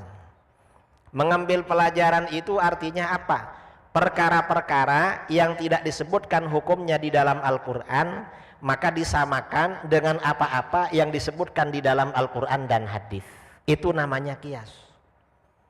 Karena di dalam Al-Quran dan hadis gak disebutkan semua, yang banyak kias. Ini yang kedua. Yang ketiga ya, pada masa salaf yang pertama kali menolak kias itu aliran sesat, kelompok Nazamiyah dari Mu'tazilah yang didirikan oleh Ibrahim bin Sayyar An-Nazam. Apa kamu ikut Mu'tazilah gak mau pada kias? Ini yang kedua. Yang ketiga, sebagian besar dalil agama sumbernya kias. Sebagian besar. Kalau gak ada kias bahaya. Contohnya gak ada kias berbahaya. Contohnya bagaimana? Mengambil hartanya anak yatim yang dilarang di dalam Al-Quran kalau untuk makan. Innalladzina ya'kuluna amwalal yatama zulman innama ya'kuluna fi butunihim nara. Sesungguhnya orang-orang yang memakan harta anak yatim secara zalim, sebenarnya mereka memakan di perut mereka, memakan api neraka, memakan api. Ayat ini memberikan pesan, mengambil hartanya anak yatim untuk dimakan hukumnya haram. Kan begitu. Dan ini dari sini dikiaskan oleh para ulama. Kalau gak ada kias bahaya. Kok bahaya? Misalnya ada orang mengasuh panti asuhan, menjaga panti asuhan yatim. Banyak uangnya. Lalu uangnya diambil. Untuk apa? Bukan untuk makan. Untuk apa? Misalnya minum bandrek, atau minum kopi, atau minum es soda gembira, atau apalah. Ditanya sama kawannya, kamu ini minumnya kok asyik-asyik terus. Kamu kerjanya kan gak jelas, banyak uangnya kamu. Ndak, saya uang gak punya. Lo pakai uang apa? Ini uangnya anak yatim. Loh, kok berani make? Kalau dia ini anti kias bisa jawab. Loh, yang haram kan kalau untuk makan, ini minum bro. Bahaya saudara kalau gak ada kias. Hanya dibuat minum. Ini contoh lagi ya, contoh lagi kalau gak ada kias. Padahal kan haram kan. Misalnya ada orang gak punya kerja, kerja di panti asuhan anak yatim. Tiap hari rokoknya bagus-bagus. Ditanya dia, dari mana kamu beli rokok? Kamu gak punya kerja. Saya ini bendahara panti asuhan yatim. Loh, kok dibuat beli rokok uangnya? Loh, yang dilarang itu kan untuk dimakan. Ini cuma asap-asap aja. Kira-kira betul apa enggak pendapat orang ini? Enggak betul kan? Enggak betul, pakai kias. Atau misalnya contoh lagi, ada orang mengambil hartanya anak yatim. Untuk apa? Untuk rekreasi ke Sumatera Barat. Boleh apa enggak? Enggak boleh. Atau ada orang memakai hartanya anak yatim. Untuk apa? Untuk berangkat umroh. Kamu ini kok sudah umroh, dari mana uangnya? Saya ini pegang uang panti asuhan anak yatim. Loh, enggak boleh itu. Ini kalau anti kias akan jawab, yang enggak boleh itu untuk makan. Saya ini untuk ibadah ke tanah suci. Ya enggak boleh juga itu. Karena maksud dari larangan tadi, maksud dari larangan memakan hartanya anak yatim, jangan menghabiskan hartanya anak yatim. Maksudnya itu. Cuma di sini menggunakan redaksi makan karena kebanyakan biasanya orang mengambil hartanya orang lain untuk dimakan. Kalau bukan untuk dimakan, ya sama saja. Ini namanya kias. Belum lagi uangnya masjid. Di dalam Al-Quran dan hadis gak ada keterangan larangan mengambil uangnya masjid.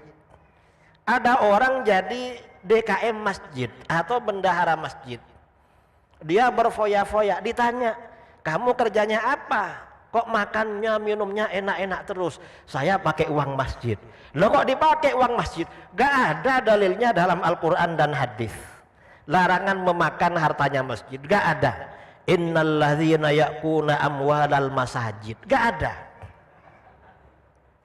Karenanya kata para ulama, uang masjid, uang lembaga pendidikan, uang fasilitas umum, semuanya sama dengan harta anak yatim.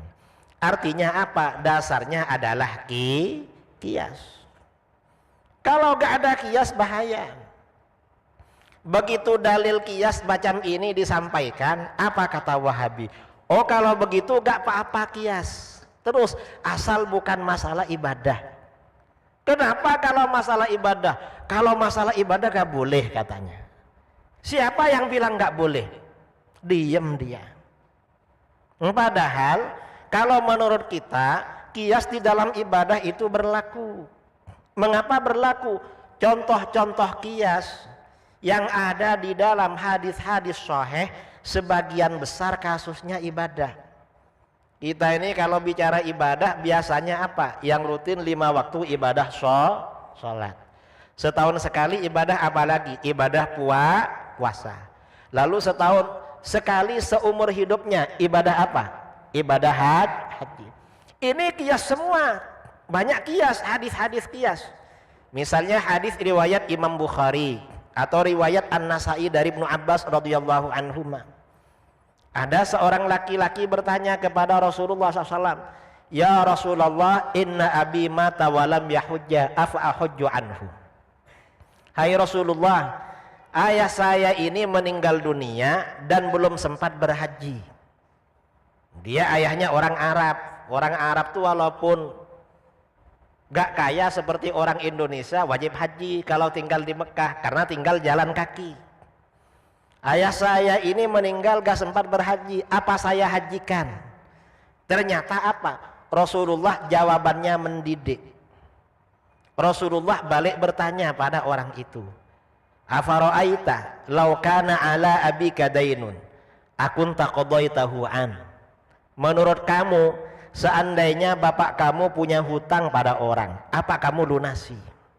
Yang ditanya kan punya hutang haji kan? Ternyata Rasulullah tanya sama dia, kalau ayah kamu punya hutang beras, punya hutang uang sama toko sebelah, kamu lunasi?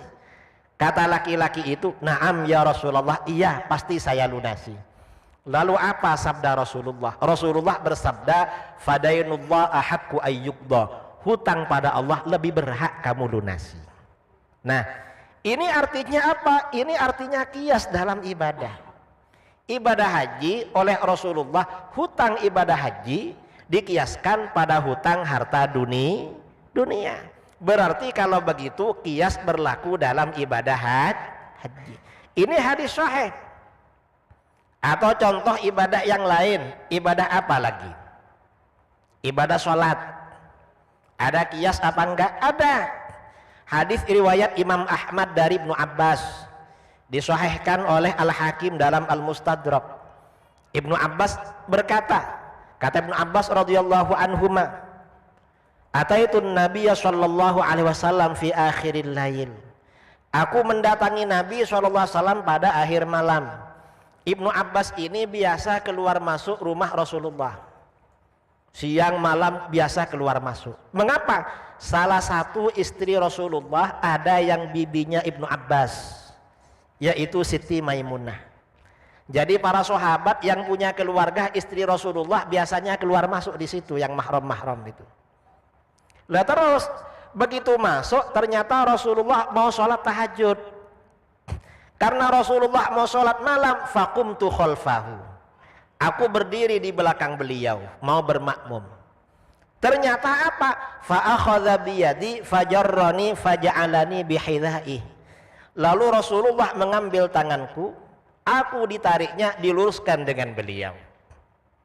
Padahal aku di belakangnya. Falamma aqbala Rasulullah sallallahu alaihi wasallam ala sholati khanistu. Ketika Rasulullah sudah fokus pada sholatnya, sudah takbiratul ihram, aku mundur lagi. Jadi Ibnu Abbas ini bermakmum kepada Rasulullah sendirian, berdiri di belakang. Oleh Rasulullah diluruskan. Ternyata setelah Rasulullah takbiratul ihram, Ibnu Abbas mundur lagi. Coba di sampingnya ada Wahabi, Ibnu Abbas pasti dimarahi sama Wahabi. Mengapa? Tadi kamu diluruskan oleh Rasulullah, itu sunnah. Sekarang kamu mundur, berarti kamu bid'ah. Kan begitu pola pikir Wahabi itu. Ternyata apa? Falamman sorofa qalali. Ketika Rasulullah selesai sholat, Rasulullah bertanya kepadaku, "Ya Ibnu Abbas, malak ja'altuka bihidai fatahnas." Ibnu Abbas, ada apa kamu? Kamu aku luruskan, malah kamu mundur. Ini Rasulullah. Rasulullah itu kalau ada sahabat berbuat sesuatu berkaitan dengan ibadah, ditanya alasannya. Kamu tadi kan aku luruskan, kenapa mundur? Ternyata apa? Ibnu Abbas ini jawabnya pakai kias. Kias ini artinya analogi, menyamakan. Yang tidak ada di dalam Al-Quran dan hadis disamakan dengan yang ada dalam Al-Quran dan hadis. Ibnu Abbas jawabnya pakai kias. Apa kata Ibnu Abbas? "Ya Rasulullah, awayam bagi li ahadin ayyusalliya hidha'ak wa anta Rasulullah alladzi a'taqallah." Hai Rasulullah, apakah seyogyanya, apakah pantas bagi seseorang sholat lurus dengan engkau, dengan baginda? Sampeyan ini kan Rasulullah yang dikaruniakan derajat yang tinggi oleh Allah. Artinya apa? Kata Ibnu Abbas, Rasulullah, derajat sampeyan itu di depan kami, kami derajatnya di belakang. Kalau kami lurus dengan sampeyan gak pantas, makanya mundur. Ini namanya mengkiaskan posisi imam dengan makmum dengan posisi derajat. Ternyata apa? Rasulullah fa'ajabahu. Rasulullah ternyata kagum dengan jawabanku. Wada'allah li, dan Rasulullah berdoa, mendoakan aku kepada Allah. Wada'allah li bil fikhi wal fahmi. Rasulullah mendoakan aku kepada Allah agar semakin wada'allah li ayyazidani ilman wa fikhan. Dan Rasulullah mendoakan aku kepada Allah agar menambah aku ilmu dan pemahaman dalam ilmu agama. Nah, ini artinya apa? Hukum produk kias gak boleh disalahkan kalau kiasnya sahih, dan gak boleh dibid'ahkan kalau kiasnya sahih, kalau produk kias. Mengapa Rasulullah begitu? Ibnu Abbas tadi diluruskan, ternyata mundur. Rasulullah selesai sholat gak langsung bilang kamu bid'ah karena kamu aku luruskan lalu mundur, gak begitu. Tapi ditanya apa alasannya kamu mundur, Ibnu Abbas menjawab alasannya pakai kias. Ternyata apa? Karena kiasnya sahih, Rasulullah senang. Lalu Rasulullah mendoakan agar Allah menambahnya ilmu dan pengetahuan agama. Nah, ini artinya apa? Orang yang beribadah berdasarkan produk kias itu dihargai, bukan dibid'ahkan. Kalau Wahabi kan dibid'ahkan itu. Berarti kalau Wahabi gak bener itu, saudara. Ini kias dalam ibadah sholat. Ini tadi haji, sekarang sholat. Lalu satu contoh lagi, kias dalam ibadah puasa. Ini contoh ya, hadis riwayat Imam Abu Dawud, hadis riwayat Imam Ahmad, Abu Dawud, Tirmidzi, Nasai, Ibnu Majah. Dari Umar bin Khattab. Sayyidina Umar bin Khattab berkata, "Hasyashtu yauman faqabbaltu wa ana shaim." Kata Umar, suatu hari saya mencium istri saya. Suatu hari saya ini girang. Suatu hari saya ini senang sekali. Karena senang sekali, maka saya cium istriku, padahal aku lagi puasa. Laki-laki itu kalau lagi happy, kalau lagi senang, hormonnya naik. Karena hormonnya naik, syahwatnya naik. Kalau syahwatnya naik, lupa kadang kalau puasa, ada istrinya langsung dicium. Itu kalau senang. Makanya laki-laki itu harus senang. Kalau gak senang, kasihan istrinya. Karena kalau laki-laki ini galau, susah, hormonnya turun. Kalau turun, maka gak syahwat. Kalau sering susah, bahaya, bisa impoten. Karena impoten, akhirnya apa? Malam-malam mestinya bersama istrinya, atau hari libur mestinya bersama istrinya, dia duduk di pinggir sungai pergi memancing. Makanya orang yang suka mancing itu kadang orang sumpek itu, betul. Makanya laki-laki gak boleh sumpek. Jangan terlalu senang. Kalau terlalu senang kawin lagi itu. Itu laki-laki ya. Ini hanya slow lah biar gak sepaneng dari tadi. Akhirnya apa? Kata Sayyidina Umar, fa'ataitu Rasulullah sallallahu alaihi wasallam faqultu. Aku mendatangi Rasulullah SAW, lalu aku bertanya, "Ya Rasulullah, laqad sana'tul yauma amran 'aziman." Hai Rasulullah, hari ini aku telah benar-benar berbuat salah besar. Saya ini melakukan kesalahan besar Rasulullah, gimana ini? Salah apa? Kata Umar, qabbaltu wa ana shaim. Saya tadi mencium istriku padahal aku puasa. Gimana puasa saya ini? Ternyata apa? Rasulullah jawabnya pakai kias. Apa kata Rasulullah? Ara'aita lau tamatmatta bima'in wa anta shaim. Menurut kamu, seandainya kamu berkumur pakai air, kamu lagi puasa, gimana puasa kamu? Ternyata kata Umar, labak saya Rasulullah. Ya gak apa-apa Rasulullah, kan cuma berkumur. Lalu apa kata Rasulullah? Falima idzan. Kalau begitu kenapa dengan mencium? Artinya apa? Mencium istri tidak membatalkan puasa. Dasarnya apa? Dikiaskan dengan berkumur. Berkumur tak batal puasa, mencium gak batal puasa. Cuma kalau air yang dibuat kumur ini air putih aja, tidak ada makruhnya. Tidak ada makruh. Ya, tidak ada makruh ya kalau air putih aja. Berarti istrinya yang dicium itu gak pakai pengharum. Mungkin dia pulang dari pasar jualan ikan, dicium sama suaminya, bau ikan, itu gak makruh. Tapi kalau dia berkumur pakai pasta gigi, kan ada pengharumnya, makruh itu.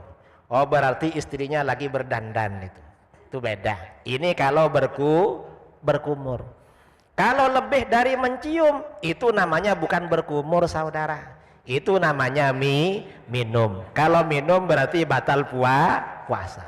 Nah ini artinya apa? Ini artinya qiyas dalam ibadah. Qiyas dalam ibadah itu ada. Nah amalan-amalan kita, amalan ibadah kita yang dibid'ahkan oleh Wahabi, itu sebagian ada dalil sunnahnya, bukan pakai qiyas. Cuma karena mereka gak tahu, kita dihantam terus bid'ah. Padahal dalilnya ada. Ada yang sebagian dasarnya qiyas. Seperti perayaan Maulid Nabi, itu kan dasarnya qiyas itu. Qiyas. Perayaan Isra Mi'raj itu dasarnya qiyas. Sebagian ada yang bukan qiyas. Contohnya seperti apa? Baca tahlilan, baca tahlil untuk orang mati. Itu bukan qiyas, itu sunnah. Karena yang baca zikir untuk orang mati itu Rasulullah pertama kali. Bukan orang Palembang, bukan orang Jawa. Tapi karena Wahabi gak tahu, bid'ah terus itu. Atau misalnya zikir nyaring, zikir jahar habis sholat. Itu bukan qiyas, itu sunnah. Rasulullah kalau baca zikir habis sholat itu jahar, suara nyaring. Para sahabat baca zikir habis sholat berjamaah, suaranya nyaring. Cuma Wahabi gak tahu, marah-marah langsung turun dari masjid dia. Ini Wahabi. Wahabi ini memang mazhab pemarah. Kelompok pemarah itu. Karenanya saudara kalau jumpa dengan Wahabi, jangan berharap dia tersenyum. Paling enggak gak cemberut dia. Itu minimal sudah. Dan biasanya cemberut alias bermuka masam. Mengapa? Ya mazhab mereka memang mazhab bermuka masam itu. Mazhab kelompok cemberut, makanya disebut kelompok radikal. Nah, ini artinya apa saudara? Dari sini artinya qiyas itu dalilnya banyak.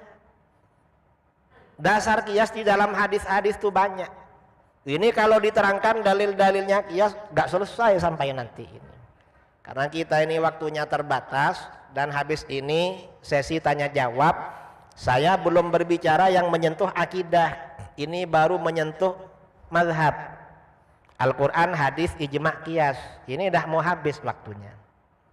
Belum lagi menggugat Wahabi. Wahabi bilang kembali pada Quran. Itu gak betulan itu, gak sungguhan.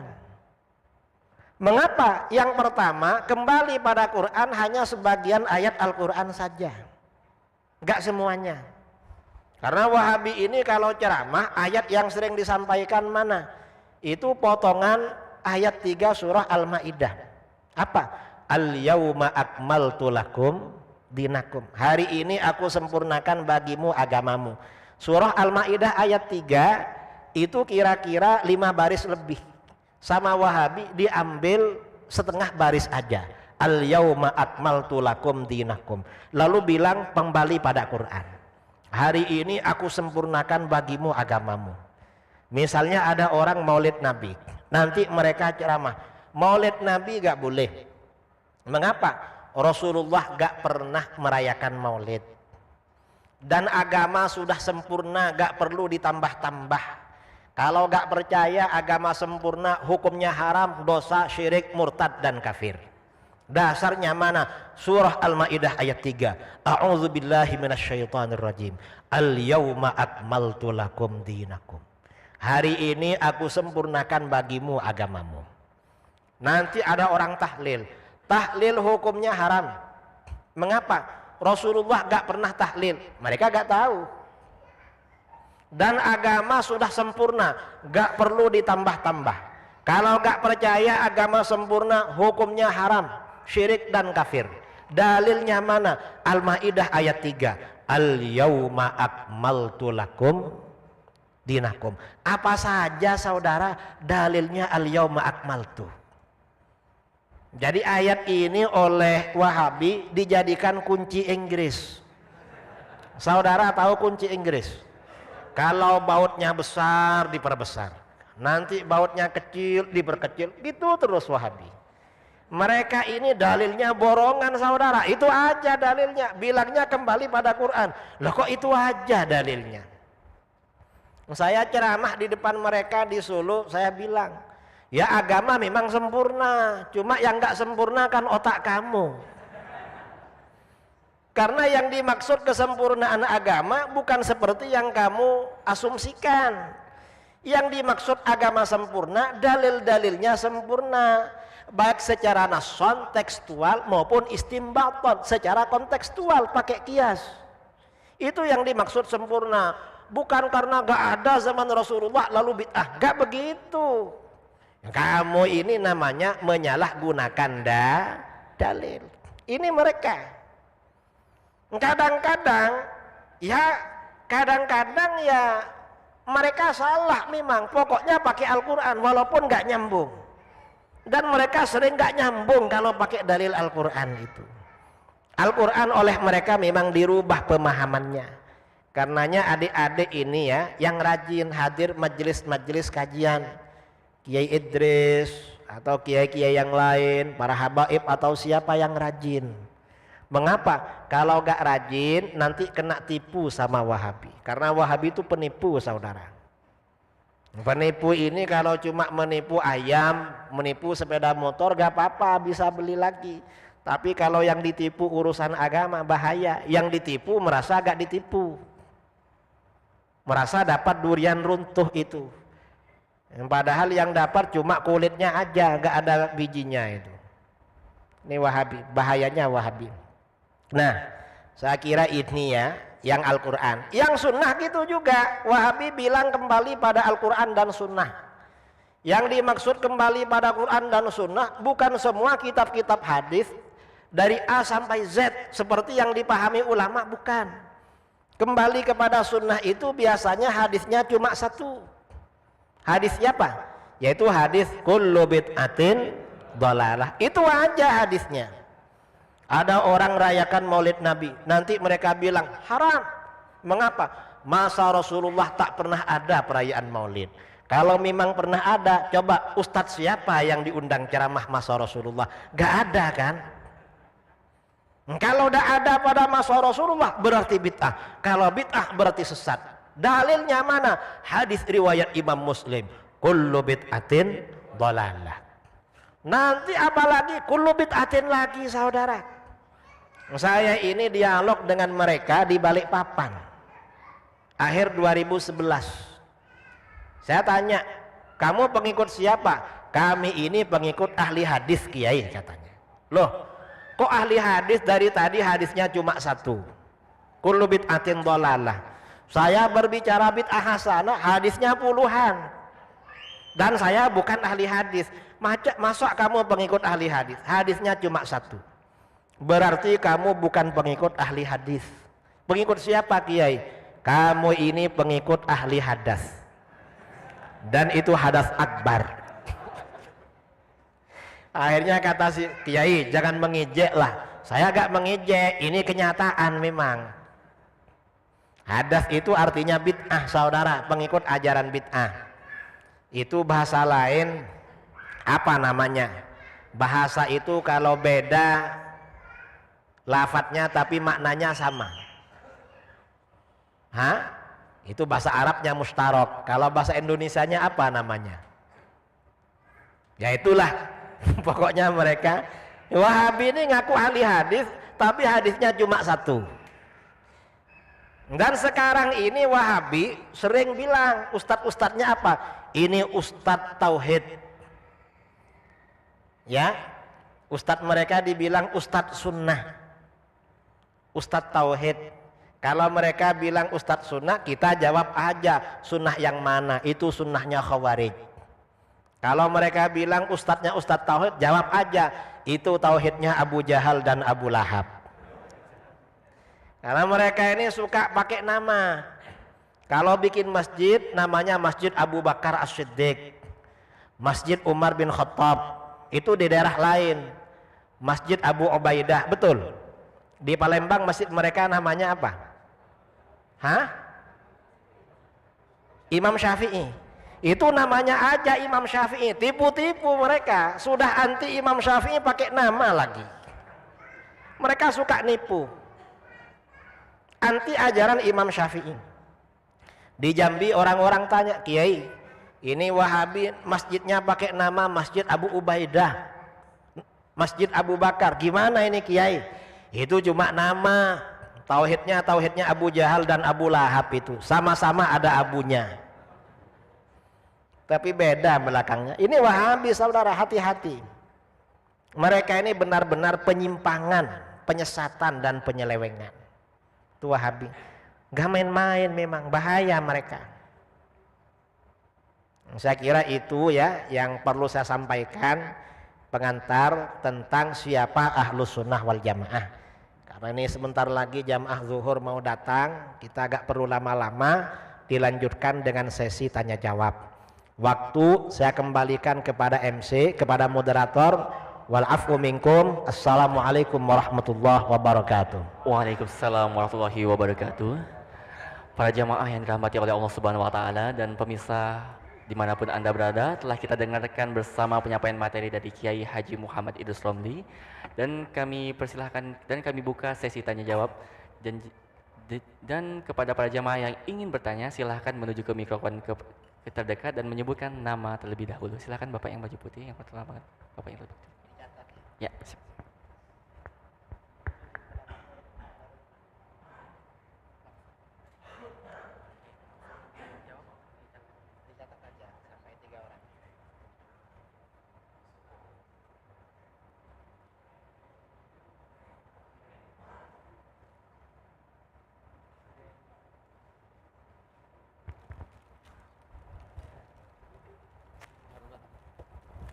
Assalamualaikum warahmatullahi wabarakatuh. Alhamdulillah saya diberi kesempatan untuk bertanya. Syukron guru kita yang hadir pada ini. Saya bertanya Pak, pasti tentang masalah ikhtilaf itu dari segala aspek Pak, bukan cuma ini masa pernikahan. Ada seorang orang tua laki-laki, tapi istrinya, anak dari orang tua istri itu gak tahu bahwa itu bapaknya membenci dari madhab.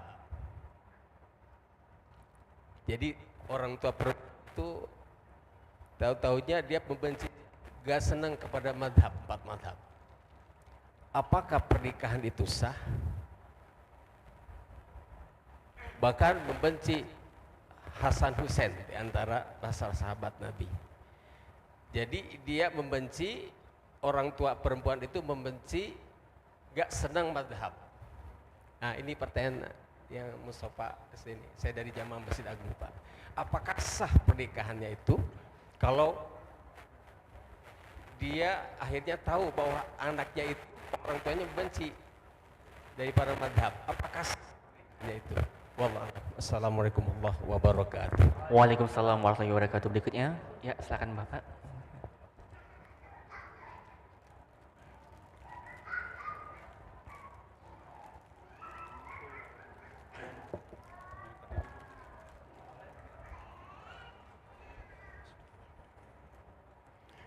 Tes 1.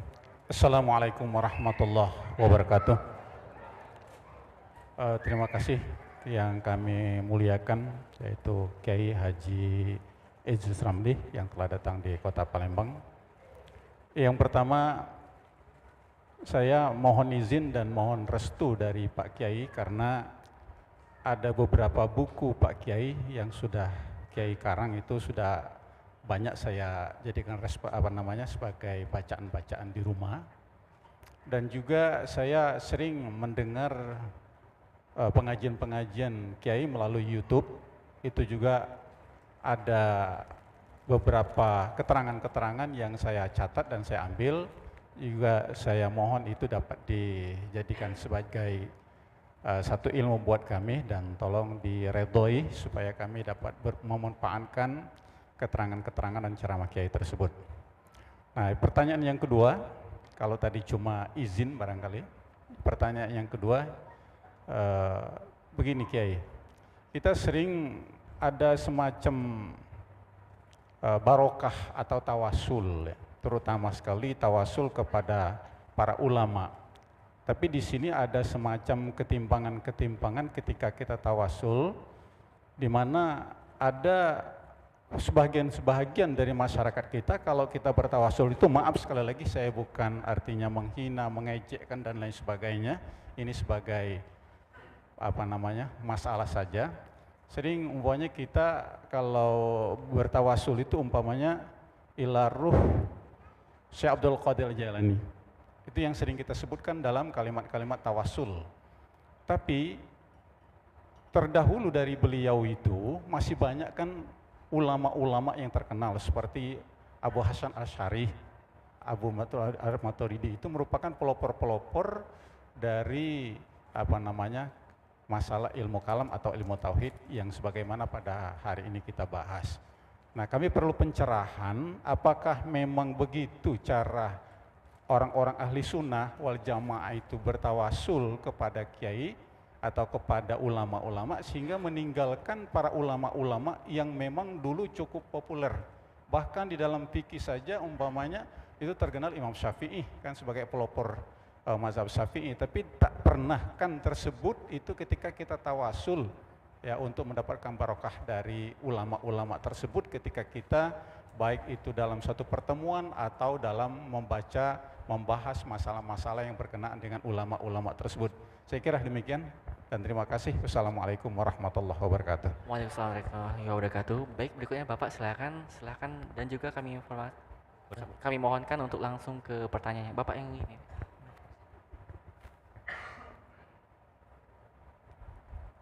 Baik, bismillahirrahmanirrahim. Assalamualaikum warahmatullahi wabarakatuh. Pertama kami mungkin berterima kasih kepada Kiai Haji Idrus Ramli bisa hadir ke Palembang. Kalau bisa sering-sering Kiai ke Palembang. Pertanyaan kami mungkin ada dua hal. Pertama terkait dengan cara ciri dari Ahlus Sunnah. Tadi sudah banyak disebutkan. Di antaranya ngikut Nabi, kemudian ngikut para sahabat, termasuk bermazhab. Nah, yang menarik adalah terkait dengan bahwa Ahlus Sunnah itu mayoritas. Sebagaimana dalam hadis Nabi itu la yastami ummati 'ala dhalalah. Wa in ra'aitum ikhtilafan fa'alaikum bisawadil a'zam. Justru hadis ini diambil oleh ustadz-ustadz Wahabi dan dibenturkan dengan ayat Quran surat Al-An'am ayat 116. Wa in tuti aktsara man fil ardi yudilluka an sabilillah. Kalau kau ikut kebanyakan orang di muka bumi ini, maka kau akan disesatkan dari jalan Allah. Nah, kira-kira gimana ini masalah tentang mayoritas Ahlus Sunnah yang kemudian mereka benturkan dengan Quran Al-An'am 116 itu. Kemudian yang kedua, ini klaim dari kelompok mereka ketika memaknai ayat-ayat, misalkan contoh kasus istiwa, Ar-Rahman ala arsy istawa. Mereka kalau ngomong di depan kamera, ngomong di depan jamaah, klaimnya adalah kembali kepada manhaj salaf. Di antaranya perkataan Imam Malik tentang misal istiwa maklum wal kaif majhul wa su'al anhu bin'ah. Artinya mereka menyerahkan maknanya sepenuhnya kepada Allah tanpa tajsim gitu. Mereka mengklaim bahwa tanpa tajsim, tanpa tasbih, memaknainya itu diserahkan kepada Allah. Nah, ini gimana Kiai?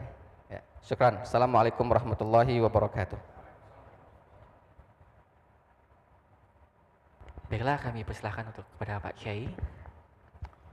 Pertanyaan pertama, ada orang Wahabi menikahkan putrinya. Ya. Atau orang Syiah lah menikahkan putrinya. Selama bid'ahnya dia tidak menyebabkan kafir dari Islam, itu sah menikahkan putrinya. Masih sah. Walaupun benci mazhab, sah. Jadi kalau sampeyan ditawari putri mereka, kamu mau sama anak saya, anti mazhab, ya saya terima, ayo qabil tuh, begitu. Sah itu.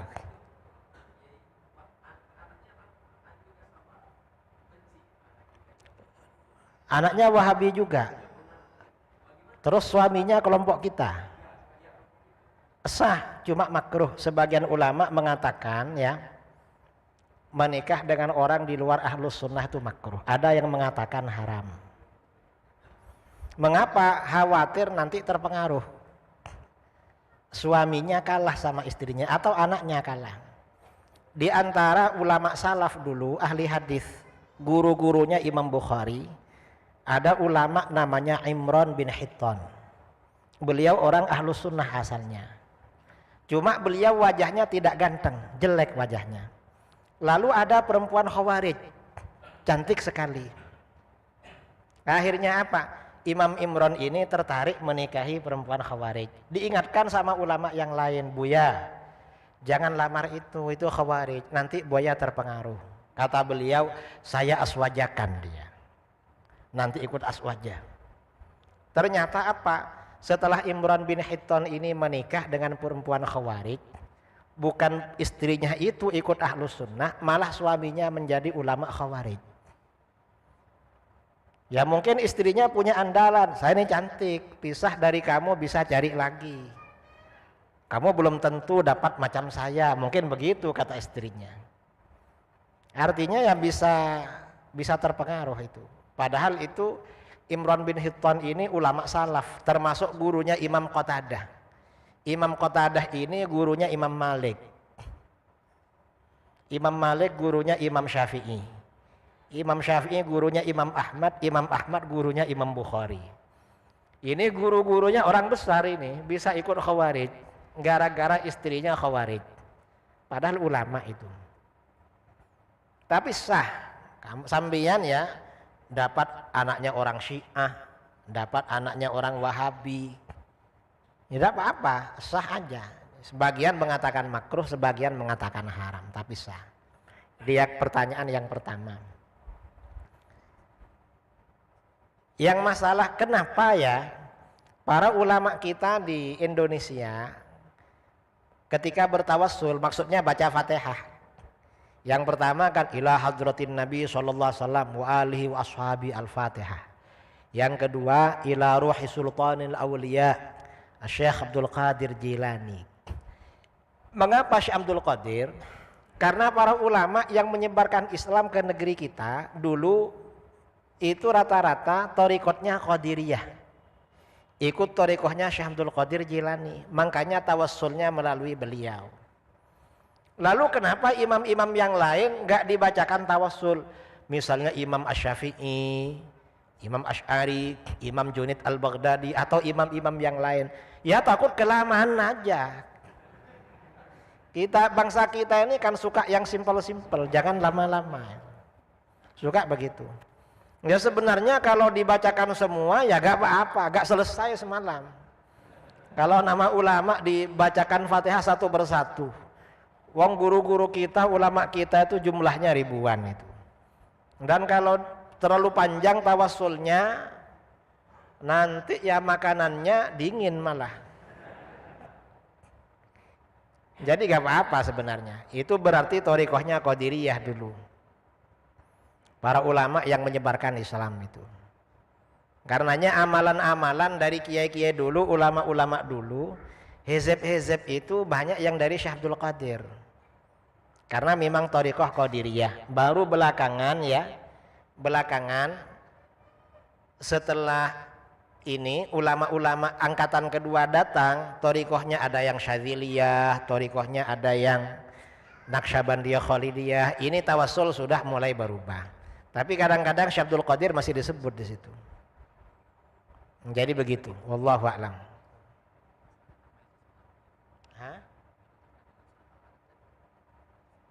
Jadi begini, Wahabi ini bilangnya ikut Al-Quran hadis. Tapi begitu mereka disampaikan hadis, ikut golongan mayoritas. Karena gak cocok, mereka cari-cari alasan. Dan alasan mereka salah. Kata mereka apa? Yang menjadi standar kebenaran bukan mayoritas, tapi apa? Minoritas. Mengapa? Di dalam Al-Quran, wa in tuti aktsara man fil ardi yudilluka an sabilillah. Kalau kamu tunduk pada mayoritas penduduk bumi, mereka akan menyesatkan kamu dari jalan Allah. Memang betul mayoritas penduduk bumi orang kafir memang. Umat Islam 20%, yang 80% kafir. Betul memang itu. Cuma Wahabi gak paham. Adapun mayoritas umat Islam memang alal haq. Dasarnya mana? Fa idza ra'aitum ikhtilafan fa 'alaikum bisawadil a'zam.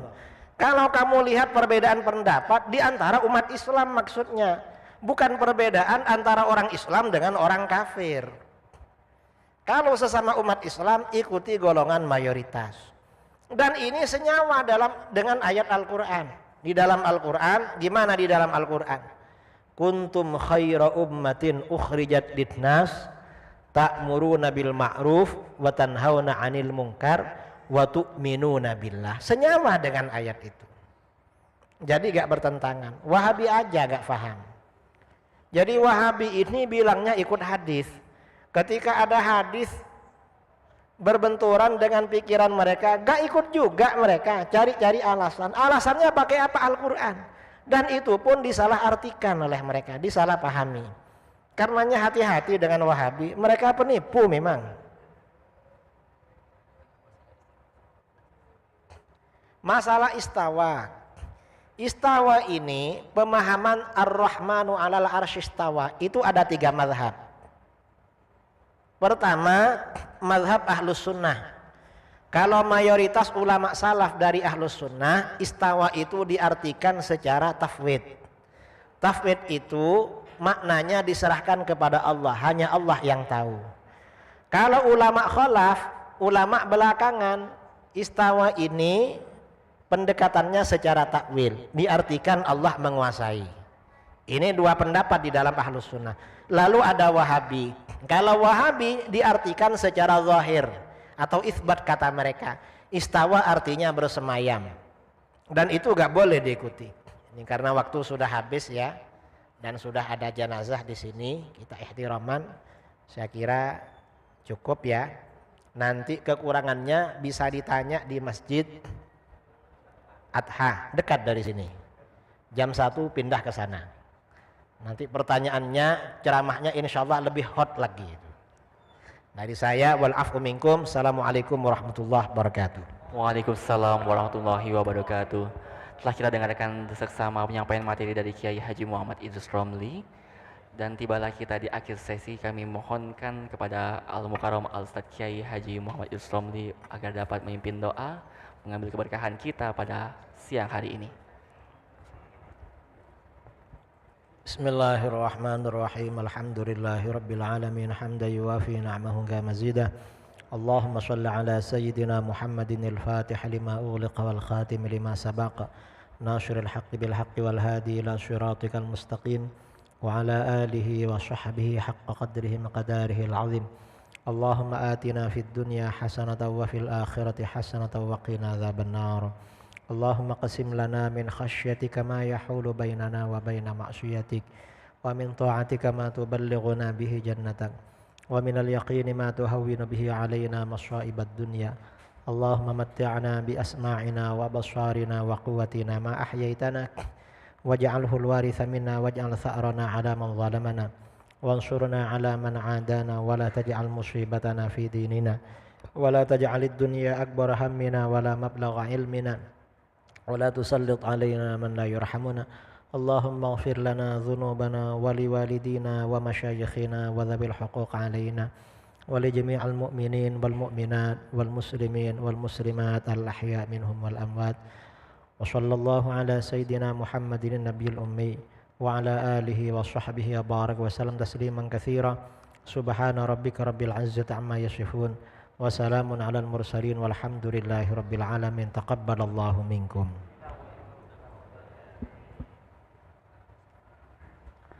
Dengan berakhir doa tadi maka berakhir pula acara kita pada siang hari ini, dan kami informasikan bahwasanya kegiatan kuliah duha akbar spesial yang dihadiri oleh Al-Mukarram Al-Ustadz Kiai Haji Muhammad Idrus Romli didukung sepenuhnya oleh Yayasan Al-Badr Palembang.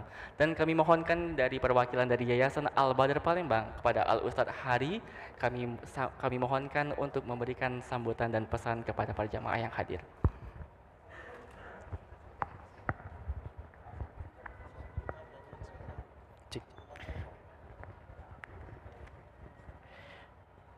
Ya, terima kasih kita ucapkan kepada Kiai Haji Muhammad Idrus Romli untuk mengisi kajian pada pagi hari ini. Baik Bapak Ibu yang kami hormati, mohon izin ya boleh ke tempat kembali ya. Assalamualaikum warahmatullahi wabarakatuh. Alhamdulillahirabbil alamin. Allahumma shalli wa sallim ala sayyidina Muhammad wa ala ali sayyidina Muhammad. Puji syukur kehadirat Allah, kita masih berjumpa di Masjid Agung Palembang ini, Masjid Sultan Mahmud Jayawikrama 1 ya. Dalam keadaan sehat walafiat. Mohon izin Bapak Ibu dan para jemaah sekalian, saya ingin memperkenalkan ya sebuah program, sebuah pesantren mahasiswa Ma'had Badar Palembang. Boleh dibagi? Ya, jadi pesantren ini Bapak Ibu, pesantren yang didirikan oleh guru kita yang mungkin Bapak Ibu sudah mengenal, Kiai Haji Ahmad Idris Kailani ya.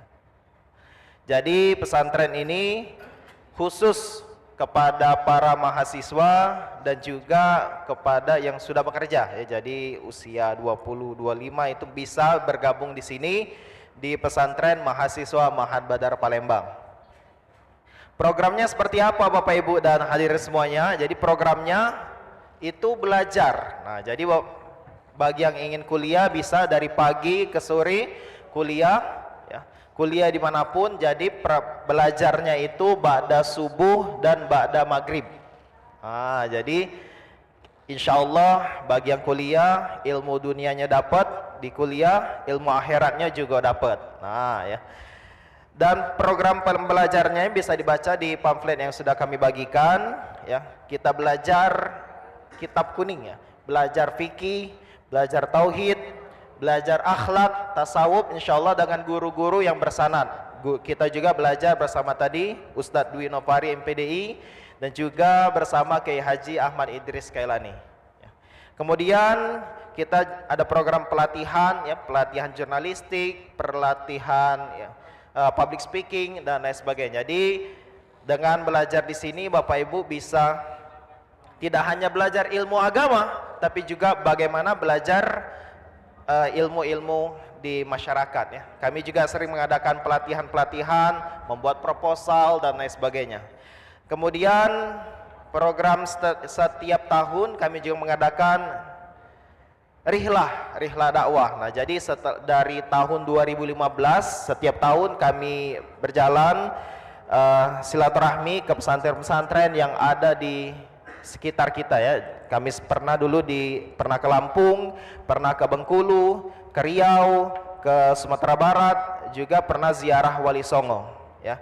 Jadi dengan ikut di sini kita bukan hanya belajar agama tapi juga memperluas relasi dan juga bisa bertemu dengan para orang-orang soleh, para pimpinan pesantren yang ada di Sumatera Selatan terutama dan juga di luar Sumatera Selatan.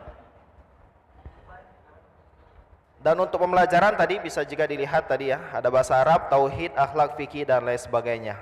Dan untuk fasilitas yang bisa teman-teman ya, terutama untuk para mahasiswa nih. Mahasiswa itu mondoknya di pesantren mahasiswa Badar itu di daerah belakang PTC. Nah, itu lumayan jaraknya, tapi insya Allah saya di situ bergabung sejak tahun 2015, saat itu masih semester 3. Nah, itu perantara dari mana? Perantara dari Irma Masjid Agung. Jadi kebetulan saya juga pernah bergabung di Irma Masjid Agung tahun 2015, angkatannya sama Kak Ubay dan lain-lain, Kak Yopi juga. Jadi dengan perantara Irma tadi saya bisa bergabung di pesantren mahasiswa Badar Palembang, dan juga dengan perantara Ma'had Badar Palembang tadi, alhamdulillah insyaallah saya bisa melanjutkan di Universitas Queensland di Australia tahun depan. Mohon doanya semoga berjalan lancar, Pak. Kemudian untuk informasi bisa teman-teman lihat di Instagram ataupun nomor yang ada di bawah ya, ada di @pesma Ma'had Badar Palembang, Pesma Ma'had Badar, dan juga di nomor 0812 7116 7281 ya. Demikianlah yang dapat kami sampaikan. Silakan teman-teman untuk bergabung di pesantren ini. Insyaallah kajiannya kita setiap malam dan juga setelah subuh, insyaallah semakin kuat akidah kita dan semakin bertambah ilmu kita terkait ilmu fikih, tauhid, tasawuf dan lain sebagainya. Terima kasih. Wabillahi taufiq wal hidayah. Wassalamualaikum warahmatullahi wabarakatuh. Waalaikumsalam warahmatullahi wabarakatuh. Kami terima kasih dari Ustadz Hari Saputra yang telah menginformasikan tentang kuliah sambil nyanti, dan kami mohon agar pesantren ini dapat diinformasikan kepada seluruh keluarga dan karib kita di rumah masing-masing.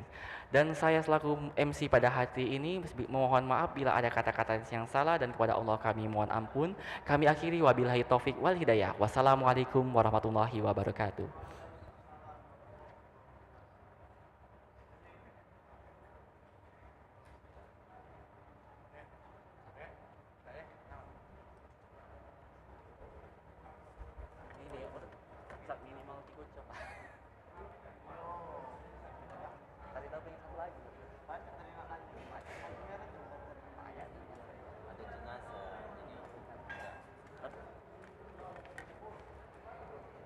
Ini minum.